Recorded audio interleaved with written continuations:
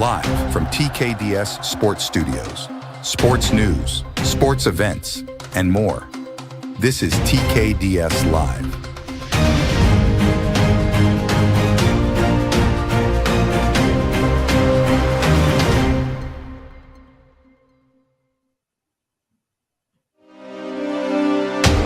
And now, to the TKDS Studios and your host, Coach Howard, for the Coach Howard Show. Hey, everybody, we're back. It's been a while, and I'm so glad to be back with everybody. And, I just so excited about high school basketball being here. It is one of the most exciting times of the year with high school basketball here, college basketball, Buckeyes playing and everybody's playing. It's a great time, and I'm excited about it. Are you excited about it? That's what's important. So I hope that everybody's excited. I've got some great guests coming on today on the show, and I'm excited about everybody that's coming on the show today. We've got Doug Oot from the director of Ohio High School Athletic Association, Coach Bates from Afrocentric, Coach Trusley from Westerville North, Coach Johnson from Northland, and Coach Andy Moore from Reynoldsburg. All the coaches on here have really good teams this year, and we're going to dig into that. We're going to find out what they think about the new format, the 7-division format, which I've talked to many coaches about. And, some of them are excited and some of them aren't. But we're going to dig into that. We're also going to talk about their rosters. We're going to talk about what their team looks like, their non-conference schedules to help get them prepared for February. So it's going to be pretty exciting. And I'm looking forward to speaking with each one of them. And I'm glad to be back for another year on the Coach Howard Show as we follow high school basketball. There was a great game last night. I didn't get a chance to attend it, but I watched it. I watched the whole game, and it was a tale of two halves for Westerville North. I thought the first half, they didn't play Westerville North basketball. I thought they played a little timid. This is just my opinion. But the second half, they came out. They played Westerville North basketball, and man, what a game it was. It could have went either way. It came down to the buzzer. My little cousin, Levi Davis, hit the shot to win the game, and it was a great game. I keep hearing something in the background, like somebody's on here. I'm not sure who it is, but I can hear something in the background. But so I'm excited. And I'm looking forward to the first guest that's coming on here in a few minutes. Doug, are you there? I am, Coach. Good to see you. Oh, okay. Good to hear you. How long you been on? Oh, I've been on for a while. Yeah. I didn't even know you was in. My director didn't even tell me you were in, so I didn't even know you were in. But I knew I heard something. Trying to get hooked in there. I'm glad to see somebody else has difficulties with technology every now and then.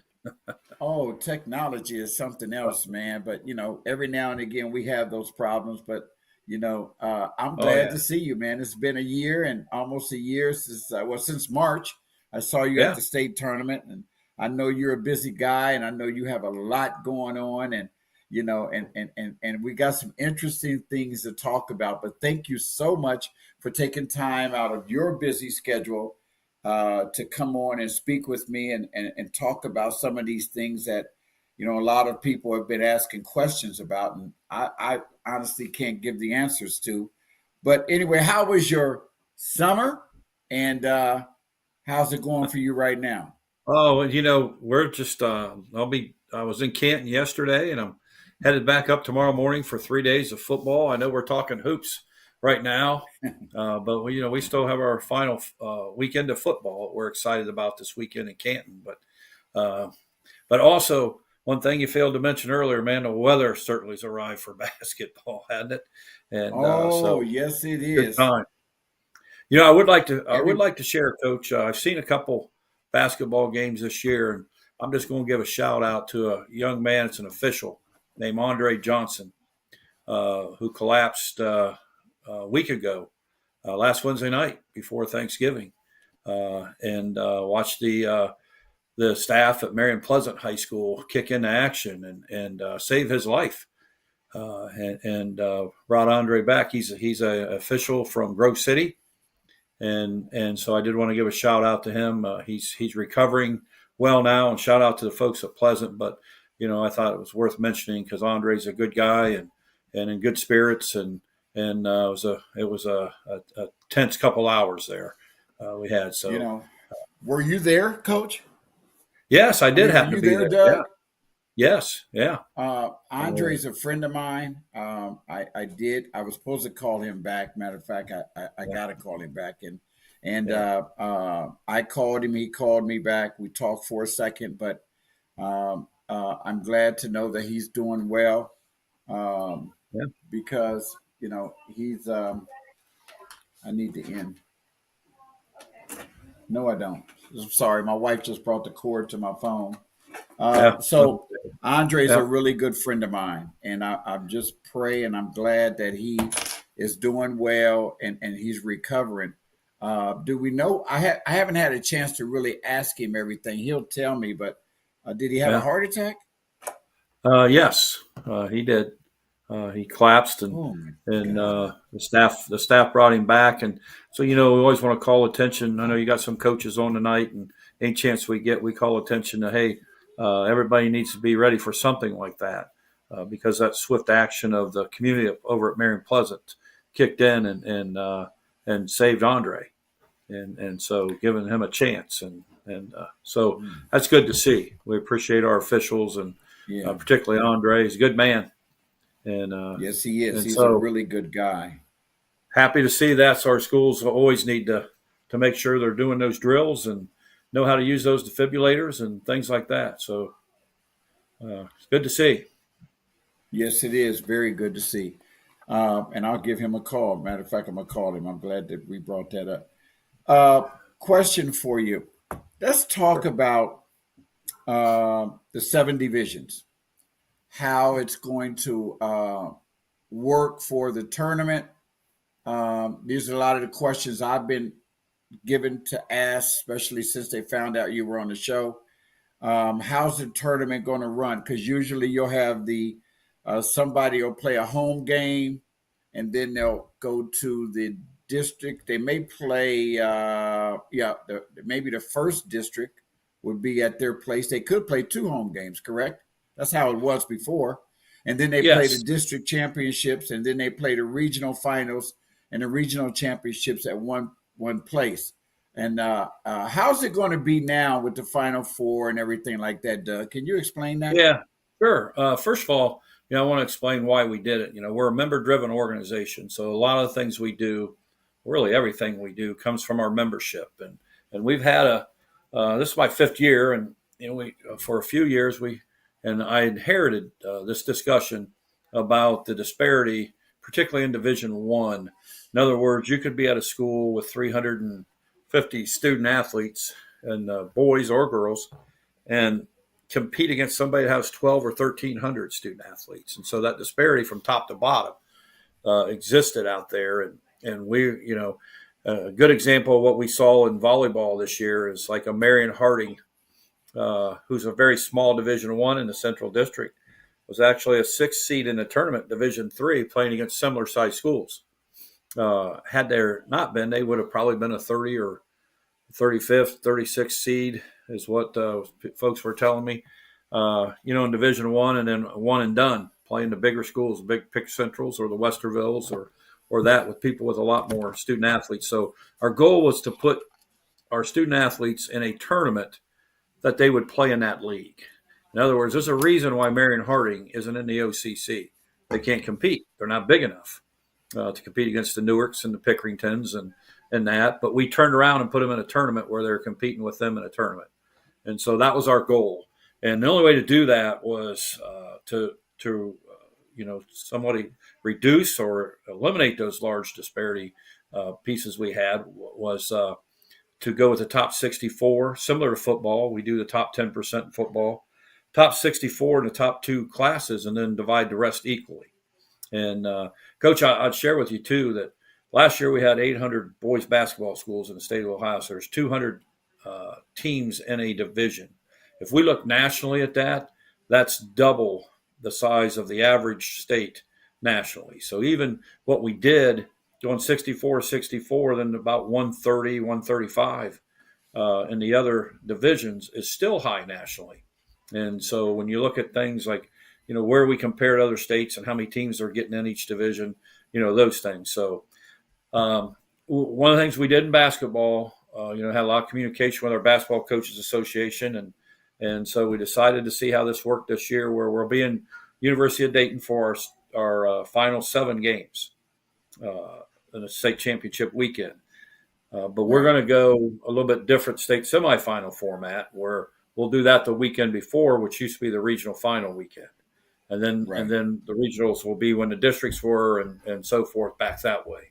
And worked very well that way for us in volleyball, at least, backing some things up. In volleyball, we did it a little bit differently than we're doing basketball.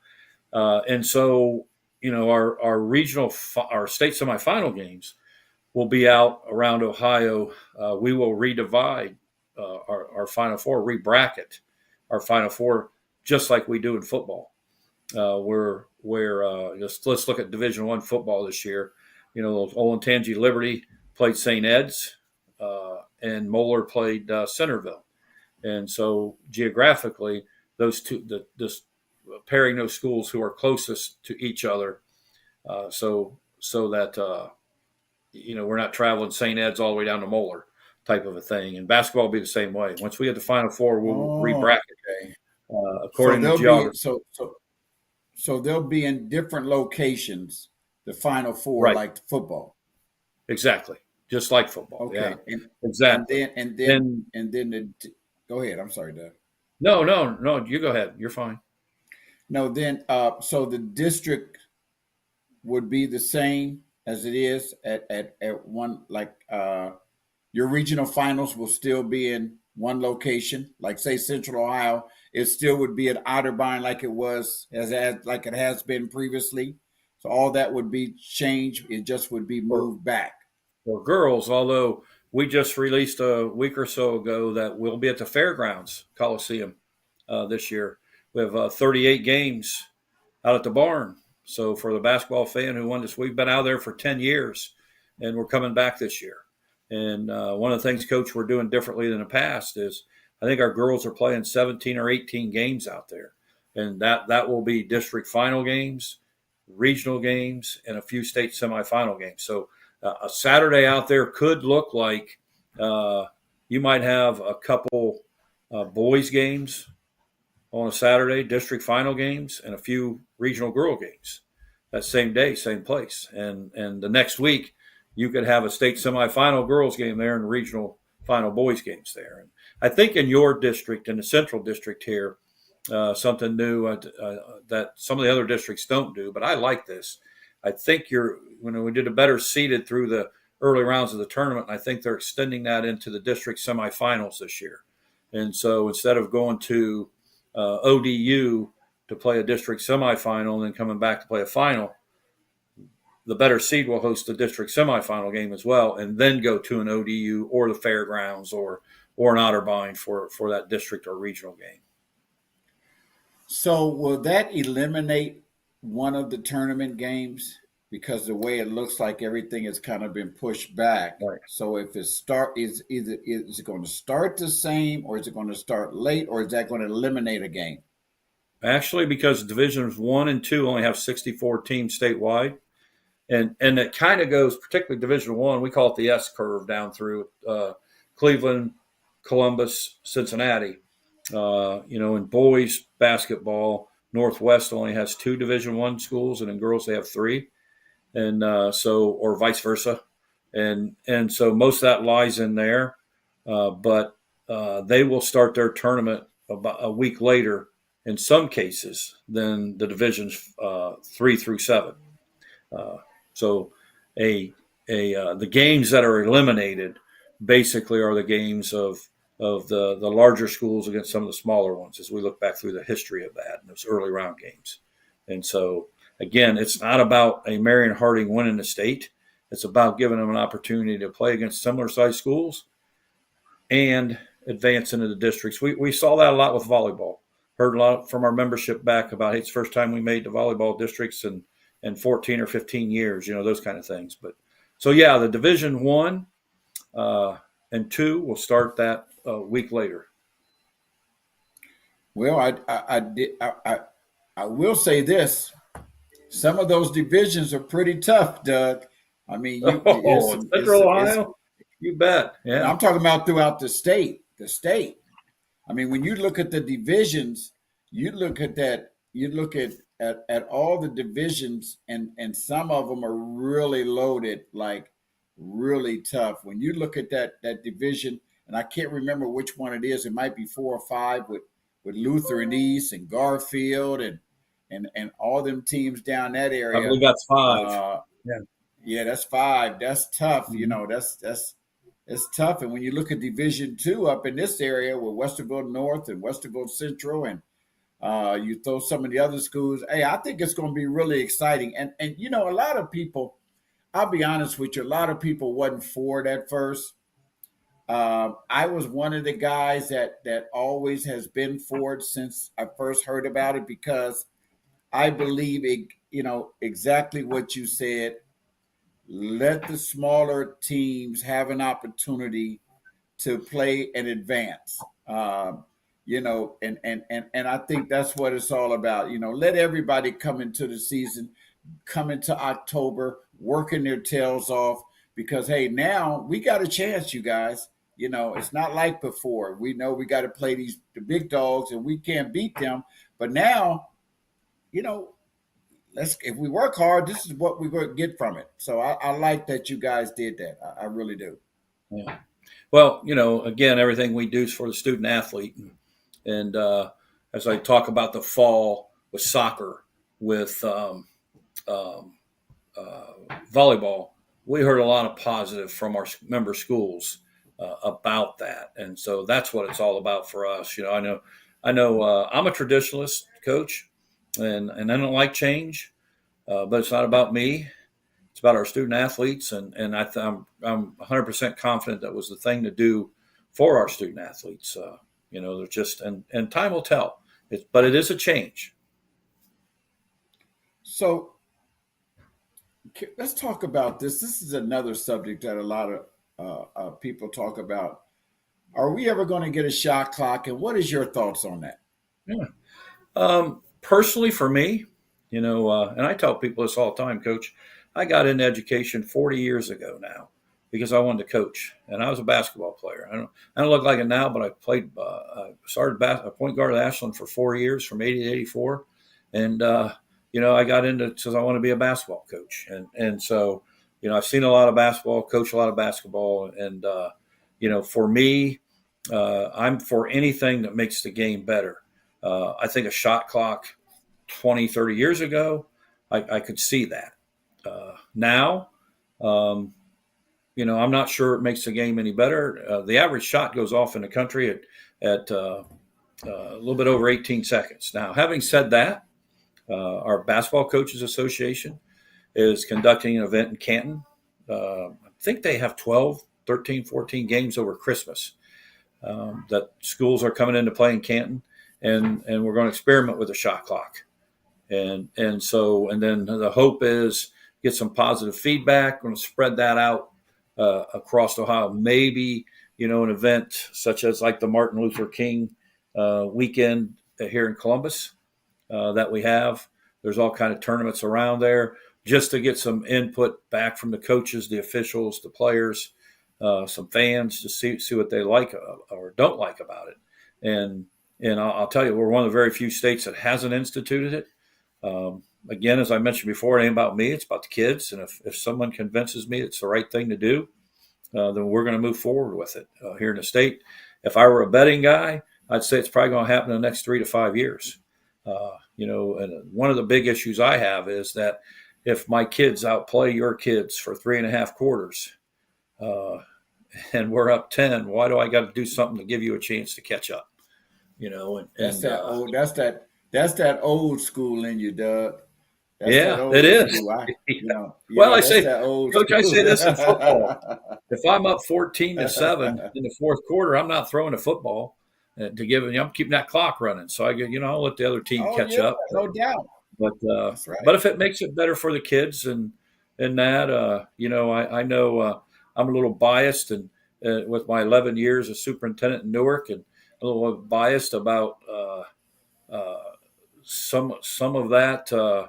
I always used to say, and I know Coach Quackenbush, boy, if he gets lead late in the game on you, watch out.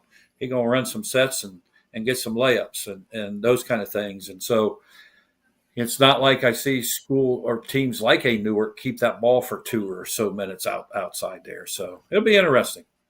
Well, this I is think how it's coming. well I know. This is how well I know Jeff. First of all, he used to play for me, him and Bobby Sellers, and so I've been knowing him ever since he was in high school. And this is what I know about Quack. No matter what happens, even if you go to a 30-second shot clock, he'll adjust. He's a Hall of Fame. He's a Hall of Fame coach, and he's so good that he'll make adjustments to whatever it is, and he'll be successful at doing that. So I would 100% agree with you. Yeah. And so will others. Hey, so will others. Yeah, so will others. Because you're gonna have to if it happens. I mean, you have to. And then some of the schools that was bitching about, oh, we need a shot clock and this and that and this and that, they're probably gonna wish they hadn't once you get that shot clock. So, that's kind of how it works. It always works that way. But another thing, talk about NIL. Do you think that's going to happen here in the state of Ohio? Well, I do. Students? I do at some time. And I'll tell you, our member schools voted it down. About 80% of them voted against it a couple years ago. And I don't hear from our member schools that they want to put it in. And that's the number one reason we would change things. The other two, I think, are more apt to happen. One's legislatively. It could change if lawmakers would put it in. And the other part, which I think would be the worst part for us, because I think that's what got the NCAA off on the wrong foot, is the court system, because it's not defined. And so, we're actually talking right now, there are 36 states in the country that have adopted it. Outside of California, which a lot of their athletes are actors as well. And so they allow them to make money. But outside of California, most states would tell you that, hey, nobody's getting any deals, out here. I know Arkansas has a unique one, which I think, is it's interesting, because Arkansas can do it as long as you have committed to a Arkansas college or university. And so they try to keep their talent home and entice them by that money in high school to get them to stay home. And I always say, hey, John Calipari didn't go to Arkansas because it was the best situation in the world talent-wise. I mean, he can make it that way. They got a lot of resources down there in Arkansas with the big chicken place there and Walmart people and, that family and that. So, but, I think close to us, Coach, the one I heard is Reed Shepherd, who came out of Kentucky last year, a rookie guard with Houston Rockets. Reed made about $230,000 while he was in high school. So he had name recognition, social media wise, and things like that. So I do think it's coming to Ohio, and hopefully we can shape that language so that it's the way our member schools want it. NIL, and we've got a few minutes left. But NIL, I'm for NIL, and I'll tell you why. Because I don't think it's too much different than a kid just getting a regular job. If a kid has a job and gets paid, but if the only people that are really going to get money from NIL are your higher tier athletes. I mean, let's just face it. That's the ones that's going to get paid. But if you've got a kid in a small community, say like a Newark, and he's you got one or two of the top players in the area, great personalities, then you'll have some businesses in that area that will want to, sponsor those kids and help them get some NIL money and use them for commercials or whatever it might be, to wear their brand or whatever it might be. But I think that I think NIL should happen here in Ohio, because I feel like the kids, if they work their tail off and they do everything they can to earn it, then they should be able to receive it. So I don't know. Yeah. Somebody said, well, then you'll have schools offering coaches money. Coaches will be leaving to go here and get more money. So that's a slippery slope. Yeah, I do, and those are what you mentioned at the end are some things that we don't want. That's why we need to get out ahead of it and shape that language, to make it so we can keep those corrupt things away from us. I mean, I totally agree with you. I don't know how a basketball player can sit in math class and not be able to profit on a skill he has or money, when they can have a drummer in a band that might be in social media making a couple $100,000 a year from a drum company or something like that. And so, that's really not fair to that student athlete, I don't think. But there's some things that, we would want to protect our student athletes from in our schools. And I think it can be done. I think it's just a process. And, we're out talking to our member schools again, maybe not voting on it, but, the importance of us shaping the language, because if it comes from the court system, the language won't be shaped for us. And if you think about the NIL at college, that's exactly what happened there. They lost in court, and a judge says, hey, these athletes can make money, and you're profiting on their name, image, and likeness, and those things. And there was no real set rules in it, because the court system's not going to do that. And so I think it's important for our member schools to understand that. And that's what we're sharing with them now, is that's probably coming someday. And let's be the one to shape that language so we can protect against some of the things that you just brought up. And I wouldn't be surprised. If somebody,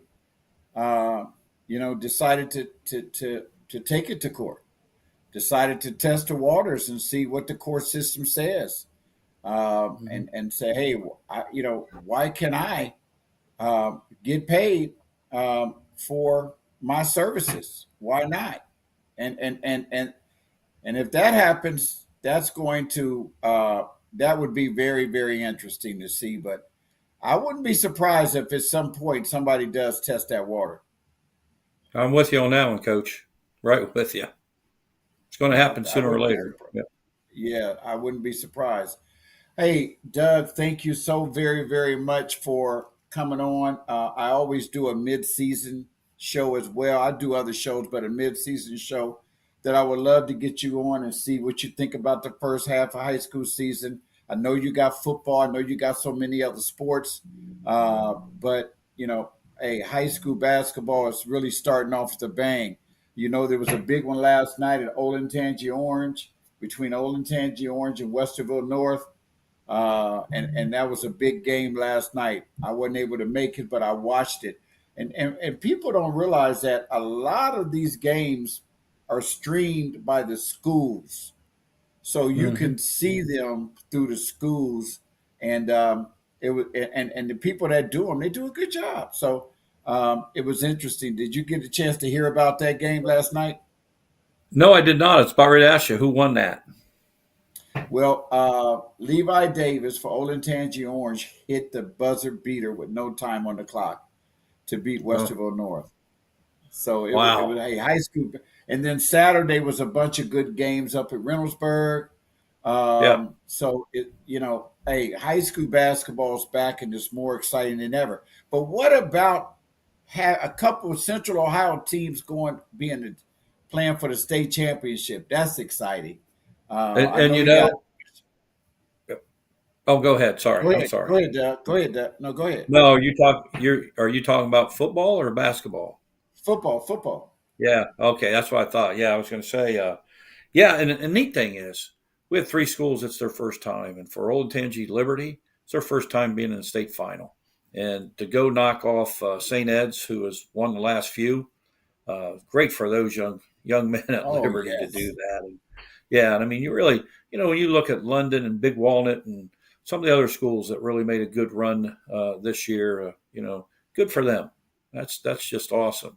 But really excited about this weekend, but even equally excited about, because I can't leave today without thanking you, Coach, for promoting high school athletics the way you do. Appreciate that. I see you all over the place. Have for years.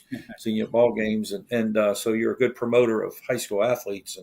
But I've been in Central Ohio the last 30 some years, and how fortunate we are to have so many good coaches. You got a lot of them on tonight that have built some great programs, and what a way to start. Have Andy Moore over at Reynoldsburg having those teams in there, and then how about Orange and North playing early in a year like this? There's some great basketball in Central Ohio. So we're It's some blessed. great ones, and it's some good games this weekend. And I think, and this is one of the things I'm gonna talk with the coaches about. But I think that what's going on is a lot of people are really, really right now. They're playing tough non-conference schedules, and Yeah. they want to play these tough non-conference schedules because they want to get prepared for February and March. And I think that when you take these lower division schools that play these Division 1 and Division 2 schools, no matter if they get beat, uh, but it's good learning for their kids. Because I'll give you a prime example. Olentangy Liberty the other day went up against Lutheran East out of Cleveland.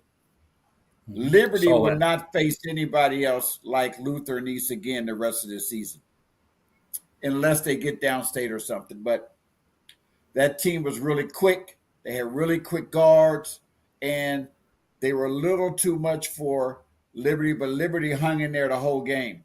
But that's good experience for the kids.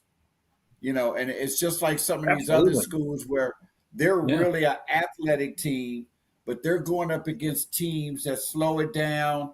They run that patient offense. They move the ball and they backdoor you to death. Now, they may not go up against other schools like that until they reach the tournament. So it's Yeah. good for all these teams to play total opposite teams of what you're Yeah. going to play mostly during the season, because you want to help prepare, to Yeah. get your players and your team prepared. And coach, there's no doubt. I saw that. And one of the things that caught me was, well, first of all, I'd say, Coach Nossman, he's got a great program. He's a very good basketball Yes, coach. that's my The guy. Yeah. impressive thing he did is he's got a couple football players that are really going to impact his basketball team that are still playing football. And he went ahead and put his kids in that challenge. And that goes to your point, the experience they're getting from that, because I'll guarantee you, Liberty will be there in the end. They might get off to a little slow start at the beginning, because I do know that when you got footballers that are going to impact your basketball program. I think his point guard's on the football team, if I'm not mistaken, and pretty Yeah. doggone good. And Yeah, I know he so does. yeah, so Doug, that's a credit to him. can you tell us who are the finals for Saturday? Do you have that in front of you? For each I do division? not for Saturday. I know Marion Local, I think, plays. Oh, no, they're playing Friday morning. I'm thinking the final game. Who is that? No, I That's don't right. They have. play Friday and Saturday, don't they? Yeah, yeah. I'm trying to think who's in that final. But you've got Watterson and Liberty back to back on Friday for the Columbus folks. So good stuff. Okay, Doug, I appreciate you, man. And I look forward to seeing you pretty soon somewhere at one of the games. I'm sure I'll see you. Let me know if I can help And you anywhere, Coach. Appreciate you. okay, thank you very much. And you have a wonderful evening. And thank you for all that you do for the Ohio High School Athletic Association and for our student athletes. You are well appreciated, and I appreciate you very much. I appreciate you and appreciate you saying that. Thank you. Have a good night. Okay, take care.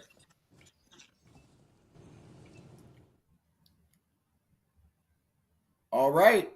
That was Doug Oot.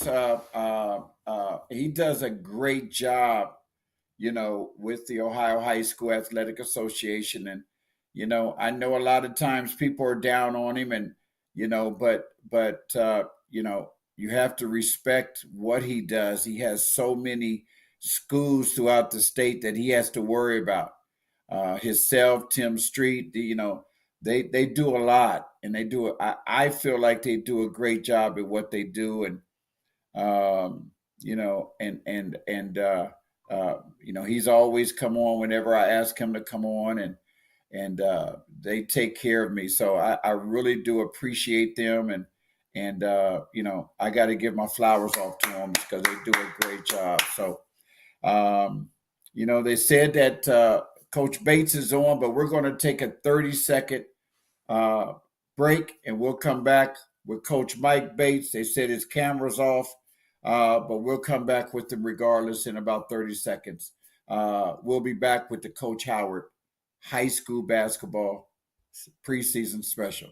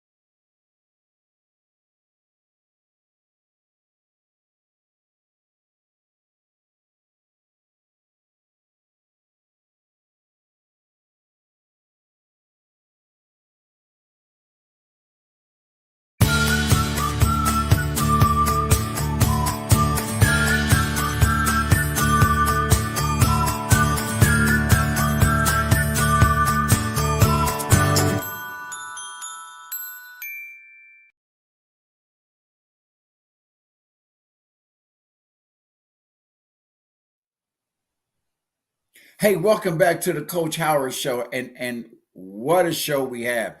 Just had a great guest with Doug from the director over at the Ohio High School Athletic Association, and if you got a chance to watch, he answered as many questions as he could about things that coaches and people have been asking. We talked about the shot clock, we talked about NIL, and he broke down the 7 divisions and kind of how it's going to work this year, and it's going to be exciting. Right now, I've got one of the top coaches in the area. This guy's been around for a long time.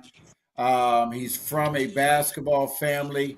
I've known his dad for a long time. And Coach Bates, are you there? Yes, I am, Coach Howard. How you doing today? I'm doing good. Now, we don't have your camera on, right? Yep. We don't have the camera on. Unfortunately, man, I'm driving. We had unfortunately, not at practice today, but we had a game today, a little bit earlier, our JV team and JVB teams. And so, unfortunately, Okay. I wasn't able to get to a computer in order to make sure that I could do the thing. But I wanted to make sure I jumped on this interview because I was really honored that you even asked me to be a part of this. Oh no, I'm honored that you came on, but that's okay. We can hear you, and they can just look at me. So we'll do it that way. We'll do it that way. But how you doing, Coach? And how are things coming for you and the team up to this point? Which you've only played one game, right? That's correct. Yep, we only had one game. We had a tough game, tough opener against Huber Heights Wayne. Um, had a tough one with them, but it was a lot to learn. It was a lot to learn. We lost the game, but I'm looking at it more as a lesson for me and my players than more so than anything, because it's so many things that we gained from that game. A lot of times, you want to win every game, but if you win a game but you didn't learn anything about your team, or you didn't learn anything about yourself as a player, you know what I'm saying? What did you really get out of that win? So we were really excited about the improvements that we've been seeing in practice this week after having film and talking about some of the small things that we needed to make adjustments with that can help us be successful in the future. Coach, I'm not going to keep you long, but I do want to. Can you talk about your team? Who can people look for? What can they look to see with you guys? Because I've seen you before. I like your team. You're long. You're athletic. You've got size. And you and I have spoke about your team. Tell people, talk about your team a little bit. Well, this year I'm super excited about this team. This is like a homegrown team.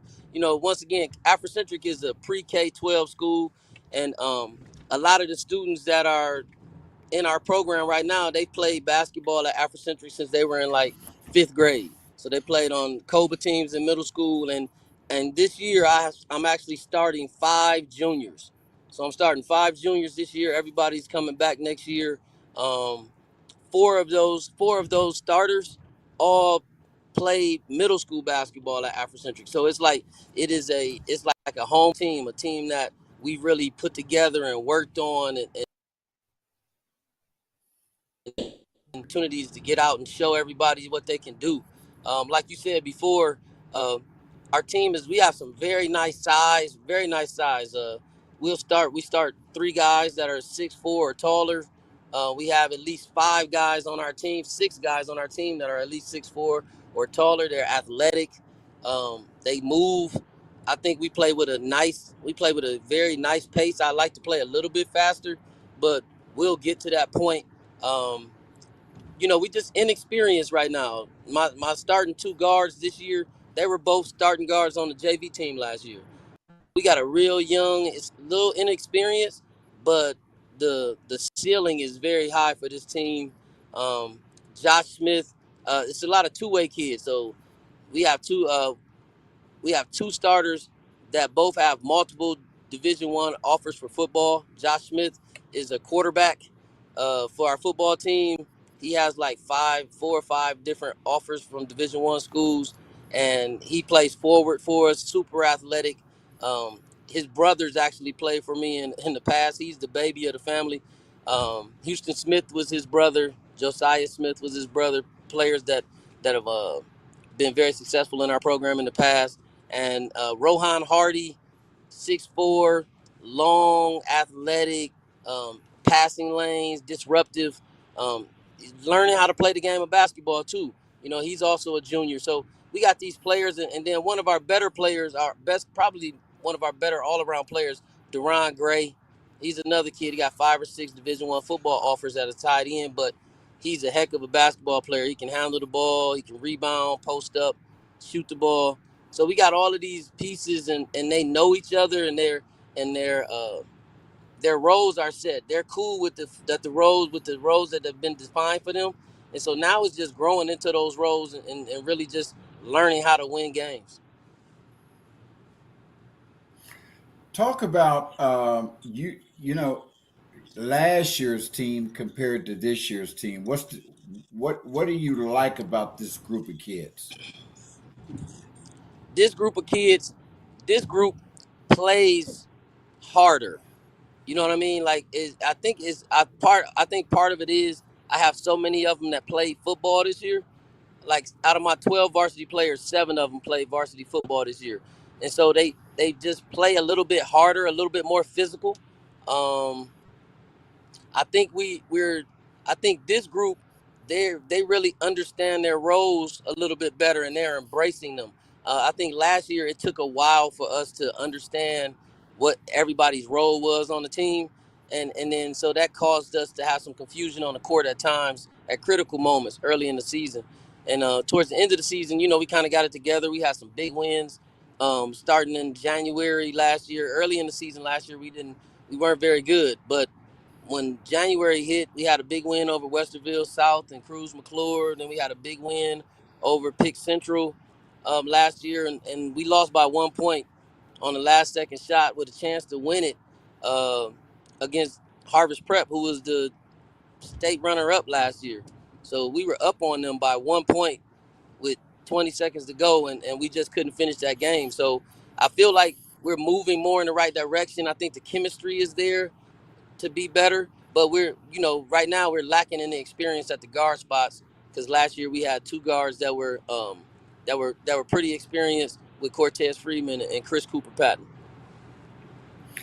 Well, Coach, I like your team, and I think you guys are going to do well. I appreciate you coming on. But before I leave, I want to ask you, what do you feel? How do you feel about the new division breakdown, and where you guys sit in your division right now?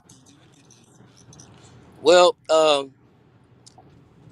was impartial to it. To be honest with you, people back in the day, if you go back in the days to the early '80s, or when I was in high school in the late '80s, it was three divisions at that time, and then in the '90s they went to four divisions, and it was hard to win a state championship when it was three. It was hard to win a state championship in four, and even with seven divisions, I think it's still going to be extremely tough. When you go on that state championship run, and unfortunately, I haven't been able to win a state championship yet. But being a runner up, I know that you gotta be playing well. Everybody gotta be locked in. You gotta have a little bit of luck. You gotta have the right matchups. But with seven divisions, now it's the same thing. To be honest with you, I think it's still gonna be hard. I mean, a lot of the teams I was in Division 3 with last year, they're all in Division 5 with us now. So like Lutheran East is still in Division 5. Richmond Heights moved up to Division 5. Harvest Prep is still in Division 5. Cincinnati Summit Country Day is going to be a tough Division 5. Columbus Academy in the Central Ohio area is going to be a tough out in Division 5. It's still just tough teams. Ottawa Glandorf is still D5.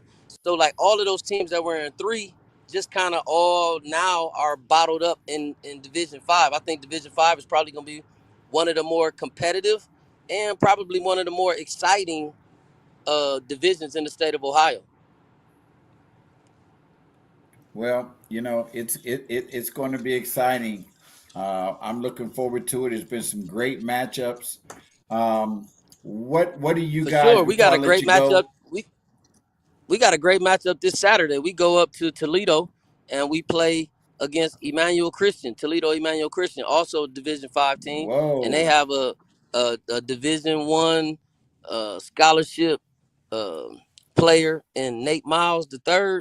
You know what I mean? So like, we not shying away from playing against tough competition. I think, only iron sharpens iron.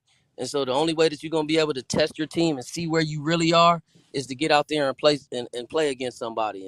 And I think that our schedule allows us to do that with that opening loss that we had against Huber Heights Wayne. We learned a lot there, and then I'm looking forward to this opportunity that we have on Saturday up in Toledo against Emmanuel Christian. Well, Coach, thank you very much. And but by the way, Nate Miles is hurt. I heard he was in a boot today. So yeah, well, I ain't gonna tell my kids that. We're gonna keep on getting ready for Nate to be ready. Yeah, because we gonna keep don't getting tell ready. him that. No, not at all. You don't know. He might be out the boot by then. I don't know. I mean, I was just told today. Yeah. I'm counting. He was in. I'm counting on him to be out. I'm counting on him to be out of that boot and ready to put up 30.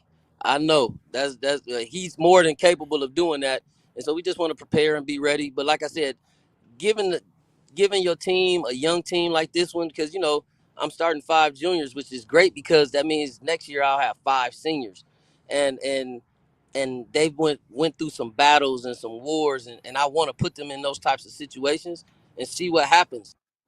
Like I said, you're only gonna get better if you're being put in those types of environments, and so we really looking forward to this opportunity to play on Saturday. Well, Coach, good luck this season. I'm sure I'll be seeing you soon. And I was just looking at your schedule yesterday, and I'll be coming to some games. I think that City League South is going to be kind of tough. Yes, it is. South definitely. the other day. Always is. I saw, yeah. I saw South; they look tough. Yeah. Walnut Ridge is going to be competitive, Yes. and it's going to be Mm-hmm. tough. It's going to be tough. Yes, But it is. Yes, it is. and so, Coach, thank you very much for coming on. And usually I make you last, Coach, because me and you can sit on here and talk basketball for as long as Right. we can. Right. And Yep. You're right. but so thank you, Coach, very much. And I'm doing a part 2 here in the next week or two. And matter of fact, I'm gonna bring you back, and Mm-hmm. you'll be my last one, so we can finish talking basketball. All right, man. No problem. You know, I love Thank I you, love Coach Central Bates. Ohio high school basketball for sure. I know you do. I know you do. You left your hometown and came down here, and you've been. How long has it been now, Coach? Like 17 years? This is this is started in year 19 at Afrocentric. 19. Yes, Mm-hmm. 19 years. Yes, yes, yes. At 19 years, you've been Yes, in one sir. school, and you don't find that. You don't find that. You don't find that. My next guest has been at his school longer than that. So, um, uh, so, so thank you very much, Coach, and I look forward to talking to you soon. I appreciate you. All right, thank you, George. I really appreciate you having me on. Okay, bye, bye, Coach. So that was my guy, Coach Mike Bates. He's a legend here. He's a Hall of Fame coach in my book, and I think that one day he should be inducted into the Ohio High School Basketball Hall of Fame for what he's done at Afrocentric over the last 20 years. We're going to take a short break, and we're going to come back, 30-second break, and we'll come back with my guy, the head coach of Westerville North High School. We'll be right back with the Coach Howard Show. Want to sell your products or list your real estate to millions of viewers? It's simple. Just visit www.tkdsshop.live and showcase your items to the world. From handcrafted treasures to must-have gadgets and even real estate listings, TKDS Shop TV is your gateway to success. Reach millions from the comfort of your home. Don't wait. Post your products today and watch them come to life on TV. TKDS Shop TV, where your success is our mission.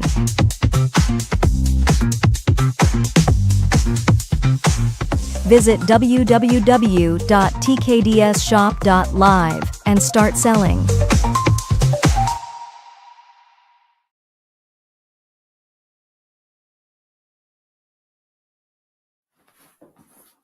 Hey, welcome back to the Coach Howard Show. I'm so excited to be back.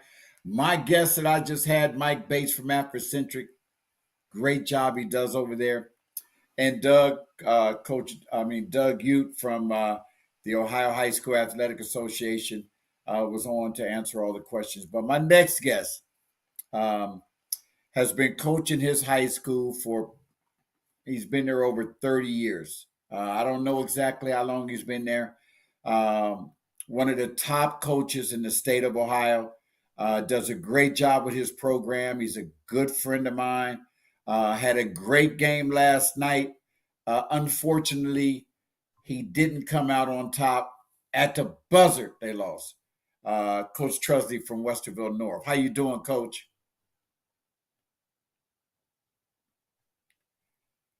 Are you there, Coach?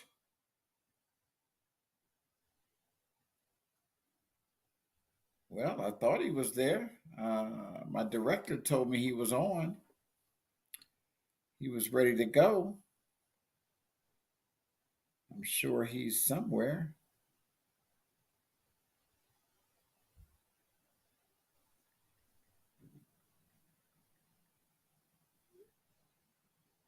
Oh, there he is. Okay. Coach, how you doing? Can't hear you, Coach. Turn your microphone on.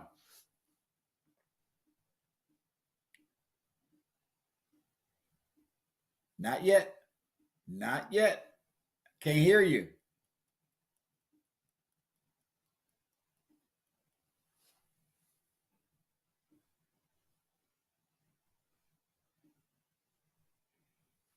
Can you hear me? I can't hear you.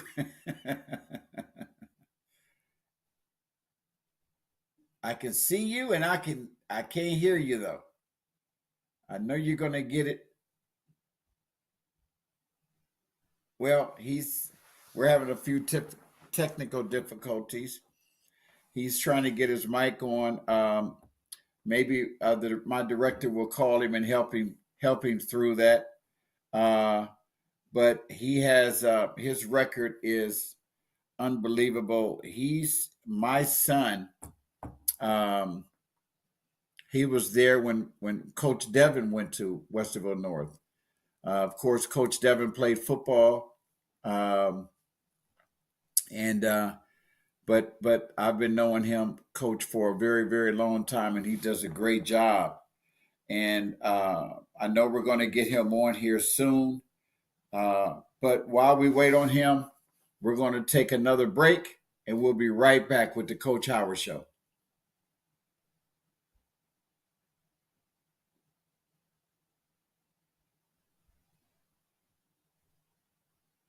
I guess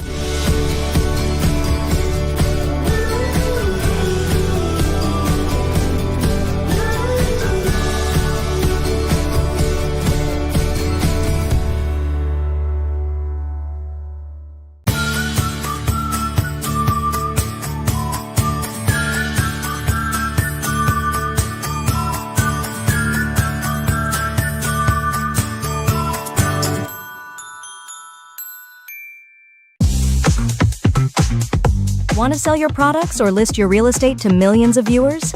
It's simple. Just visit www.tkdsshop.live and showcase your items to the world. From handcrafted treasures to must-have gadgets and even real estate listings, TKDS Shop TV is your gateway to success. Reach millions from the comfort of your home. Don't wait. Post your products. Okay, Coach, are you there now?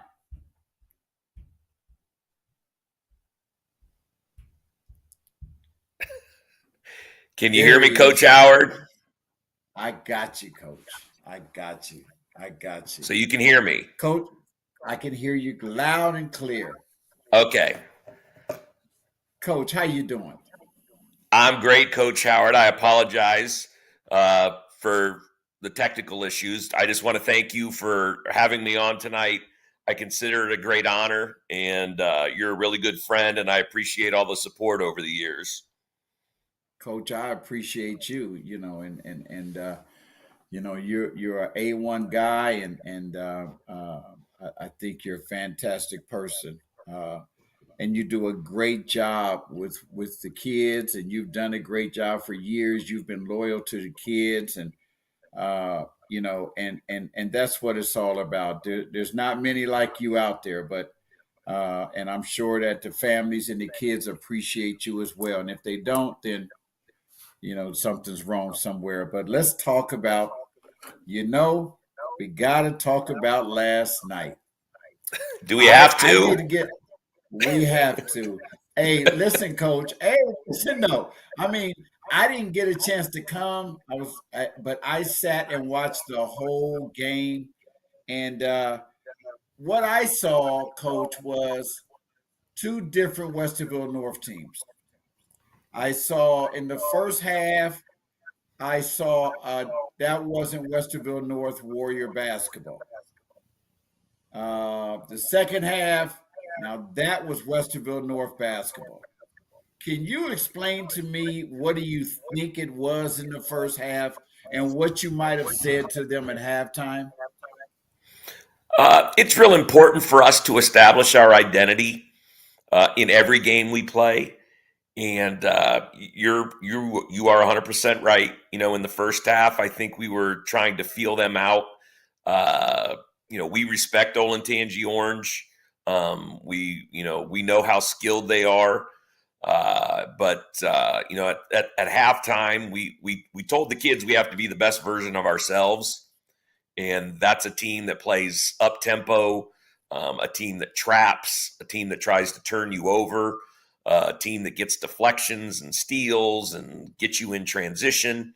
And that's what we saw in the second half. And I heard Coach Bates earlier talking about how, learning from losses. And I think we learned that last night. We had a really good conversation today after practice about being the best version of ourselves every time we step on the floor. And it doesn't matter who our opponent is. If it's last night against Olentangy Orange, or it's this Saturday against Cleveland St. Ignatius, or last Saturday against Richmond Heights, we have to play Westerville North basketball, and I think that's what the kids will do the rest of this year. Coach, I tell people, I love your team. I love the way they play. They play relentless basketball. They come at you on both sides of the floor, offensively and defensively. You guys put a lot of pressure on the ball, and you make people guard. I mean, you make them guard, because if they don't guard you guys, you're going to eat them alive, I saw it happen on Saturday. But I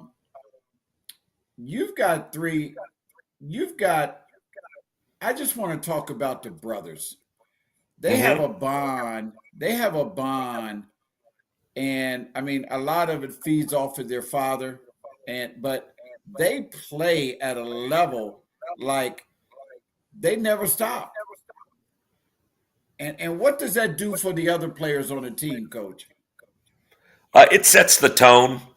Ty, Micah, and Tyson set the tone for how we play. And the kids just have a special toughness about them on both ends of the floor.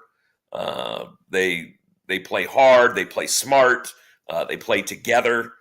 And I think they're good role models for the other kids on the team.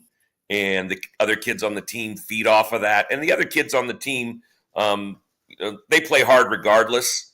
But I think, Ty, Micah, and Tyson sort of set the tone, and the other kids jump right in there. And when we get it going, it's pretty fun to watch. And, we're looking forward to all the challenges that we're going to face this year.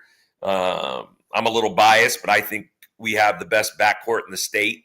And we're just going to continue to try to develop that and win some basketball games this year at a very high level. Coach, I that's what I've been saying. And I tell people there's no better trio of basketball guards in the state. You do have the best backcourt. And I've seen probably the best teams. And I'll be seeing probably the best teams throughout the season. Whether I'm in Cincinnati or in Cleveland, or, they have a pretty good combination of guards down in Lima as well. But you have the best trio of guards in the state. And what makes you guys so good, from what I see, is your complementary players. Cornette, he's gotten taller. He plays well on both sides of the floor. And then the other guy that played last year, I don't know if he's a junior now, the 6'5" kid, he played well when I watched him play. And then your guys coming in off the bench. I mean, you've got a good team, Coach, and I think you guys will be right back there with an opportunity in D2 to come out of this region. You got a strong chance to come out of this region, Coach. How do you keep your guys focused game in and game out when so many of your games are going to be big games and people are coming for you? They're coming for you, and you know that, and the players know that. The kids want the challenge. I think we have one of the better schedules in the state of Ohio this year, and that was upon the kids' request. They wanted to be challenged night in, night out, and we know that teams are going to give us their best shot, but those teams need to understand that they're going to get our best shot also. And the kids that you were mentioning earlier, Tony Cornette has really stepped up. The 6'5" young man you were talking about is Nolan Fedak. He's a senior. Jacob Medhani, Elijah McCree, are other kids that give us a lot. And Ronald Jackson is a 4-year player for us, a fantastic quarterback on the football team. And, that group of kids play at a high level, as you know, they in the spring and in the summer. And then that transfers over to this season. So, we've tried to stack the schedule. We played Richmond Heights last Saturday night. We played Orange on Tuesday. We played Cleveland St. Ignatius Saturday. We go up to Delaware for our first league game next Friday. I think our leagues are going to be very good this year. We play Westerville Central. We play Northland. We play Garfield Heights. We play Louisville. We play Massillon Jackson, and those are non-league games. The kids just they want the challenge, and we're excited for this year. Wow, you've got some big games. You guys are going to be. You're really that non-conference schedule is big time, and it'll have you guys prepared for February. How long are you going to continue to do this, Coach? You've been doing this. How long have you been doing this now? 36. This is my 36th year. Wow. I've been in this business 44 years, Coach, and I think it's just what we do. It's what God has us to do, and I think that we'll probably both. I know me, I'll probably continue to do this until I can't do it anymore. Because I just enjoy working with these student athletes. Coach, how many years you see yourself doing this for? I'm very lucky. I'm married to the most beautiful person on this earth, and she gives me grace in doing this, and she loves that I enjoy doing it, and the kids that I work with are really they're outstanding kids from outstanding families, and so it's just a lot of fun. And then the staff that I work with, Lamont Tillman, Lawrence Pack, Jalen Hearn, Ben Pack, they're a lot of fun to work with. So I just really enjoy it. I love Westerville North. I love the community. I love the school. I love our student body. And,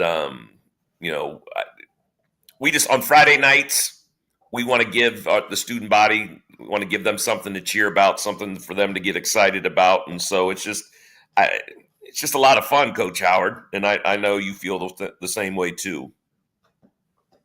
Yes, I do feel the same way. And I'm a Westerville North Warrior fan. My sons went there, by the way. I have 3 boys that went to Westerville North and played sports there. And I am a Westerville North fan, and I just love the way your team plays. I mean, I'm an old school guy, Coach, and I like dogs, and you've got some dogs and that go after it. And that's what I love. And I brag about you guys all the time. You would think that, that's my favorite team, the way I talk about you guys, but I like the way they play. And I enjoy watching them. It's just, when you have a team that plays like that, you just enjoy watching them play. And I'm sitting there yesterday in our first half, and I'm saying, and my wife is sitting there, and I'm like, what are they doing? Like, what's going on with them? Like, and then when they came out in that second half, I said, here we go. Now we playing basketball. So, Coach, I'm not going to hold you. I've got Coach Johnson waiting to come on, but I want to bring you on mid-season and talk about how you guys have been doing. Tell everybody what you've got, what games you've got coming up in the next couple of weeks. Well, Saturday we travel to Cleveland St. Ignatius. They're the defending Division I state champions. We're going to play an afternoon game up there. The kids are excited about that. Next Friday we go to Delaware Hayes, who, they were Division I regional champions last year, and they have Landon Vanderwarker, who's outstanding, and they've got a bunch of other kids that are back. And we get into our league, so we're excited about our league games. It's always fun to play Coach Kalo in Westerville South. It seems like I'm just surrounded by Coach Kalos. If it's Anthony at Orange or Coach or Ed at Westerville South. So we're going to kick off the league schedule. I know you have Coach Johnson on here next, and we play them on January 2nd, so that'll sort of welcome in the new year. We're playing them at Westland High School in a showcase over there, and so we're looking forward to it. And I'm going to tell you right now, Coach Howard, we're not going to let you down this year. I promise you that we're not going to let you down this year. You keep on cheering for the Warriors. We're coming. Hey, I'm cheering for the Warriors. I want you guys, this is what I'd like to see. I would like to see Westerville North come down there in your old school uniforms that you had. I love those uniforms. What is it? What they say on them, Coach? They say it's the road the school's located on, County Line. County Line. I'll tell you what, I like them uniforms. Who came up with that idea? It was a combination of the coaches and the kids. They're sort of modeled after that whole Denver Nugget Mile High thing. You know how the Denver has the Mile High, their uniforms, their alternative uniforms. We sort of modeled them after that. Well, what I want to see you guys come down to the state tournament where I'll be. I want to be able to bring you up on my halftime show. And I want to be able to say, hey, Westerville North is here in Dayton playing for the state championship. Because I believe you guys, I really do believe that you can come out of this region. And if you don't come, I'll be disappointed. There are a lot of good basketball teams in Central Ohio, and Northland being one of them. New Albany in Division II, Westerville Central, Westerville South, Big Walnut, Licking Heights has a really nice team. Coach is doing a nice job there. So we know how competitive it's going to be, and you know how it is with high school basketball. Anything can happen in 32 minutes. But our guys are locked in, they're focused. What Coach Johnson has done in Northland is just unbelievable. Like, you know, he's went over there and just really brought that tradition back to the way it used to be. He does a great job with those kids, and I'm excited that he's coming on the show as well. You know, and New Albany, I like New Albany. New Albany's nice. So it's going to be tough, man. It's going to be tough, but I believe that you guys have a chance to get down there but hey, you never know. You got to come to play when you get to the tournament. Yep. You know. Yep. It's a new form. It's a different format now. So, but yes. It's a different format, and he's not on yet. So I got you a few more minutes. But okay, Coach, talk about you know, how do you prepare differently in the first half of the season than the second half? Like some coaches have told me, well, they don't put in everything in the first half, and they do a little differently in the first half, and then in January they turn it up another level. Do you do that, or is it always the same for you? We like to adjust for, you know, opponent to opponent. You know, we're always watching film. You know, before I got on here with you, I was watching St. Ignatius film. So, you know, we always adjust from opponent to opponent, especially in our league. You know, there's a good chance you're going to play someone in December and then turn around and see them again in January. So we're always looking for different ways that, you know, that we can attack a team offensively and defensively.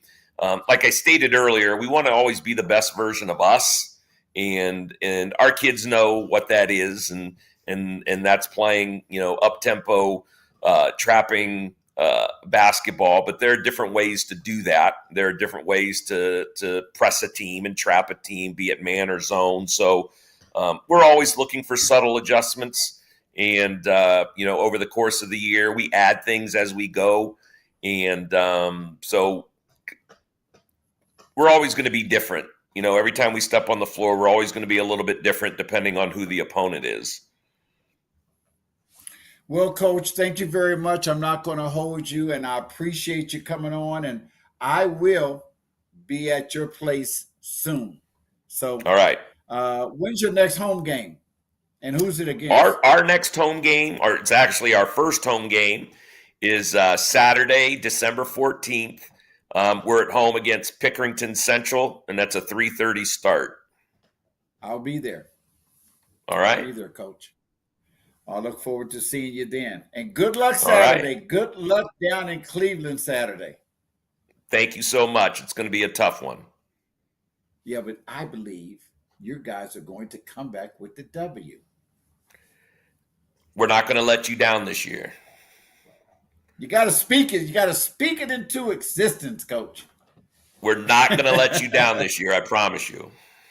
All right, Coach. I love you, man. I appreciate you so much. And I look forward to seeing you soon. And I will hit you up Sunday. All right. Perfect. Take care, Coach. Take care. Talk to you soon.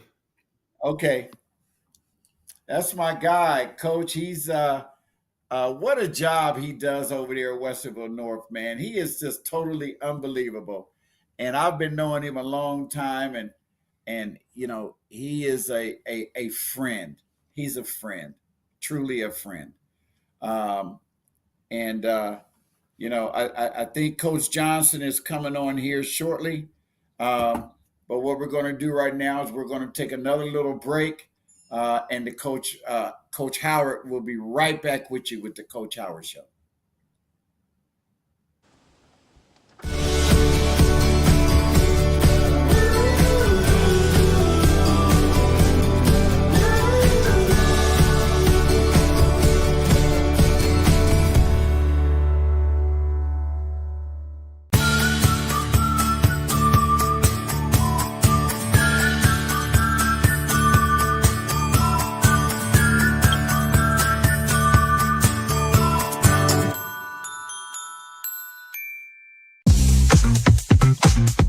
Want to sell your products or list your real estate to millions of viewers?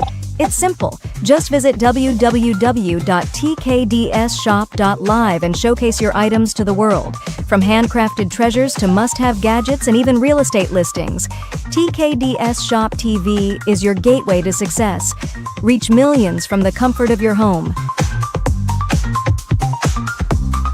Don't wait. Post your products today and watch them come to life on TV.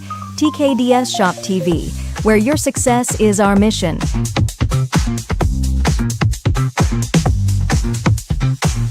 Visit www.tkdsshop.live and start selling.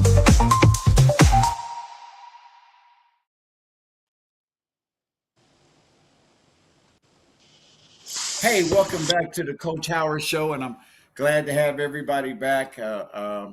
You know, my next guest is very well known throughout the state, throughout the city. He's went over to Northland High School, and he's done a marvelous job over there. And what he does with our student athletes, and not just student athletes, but what he's done for adult basketball is really unbelievable. Coach Johnson, are you there?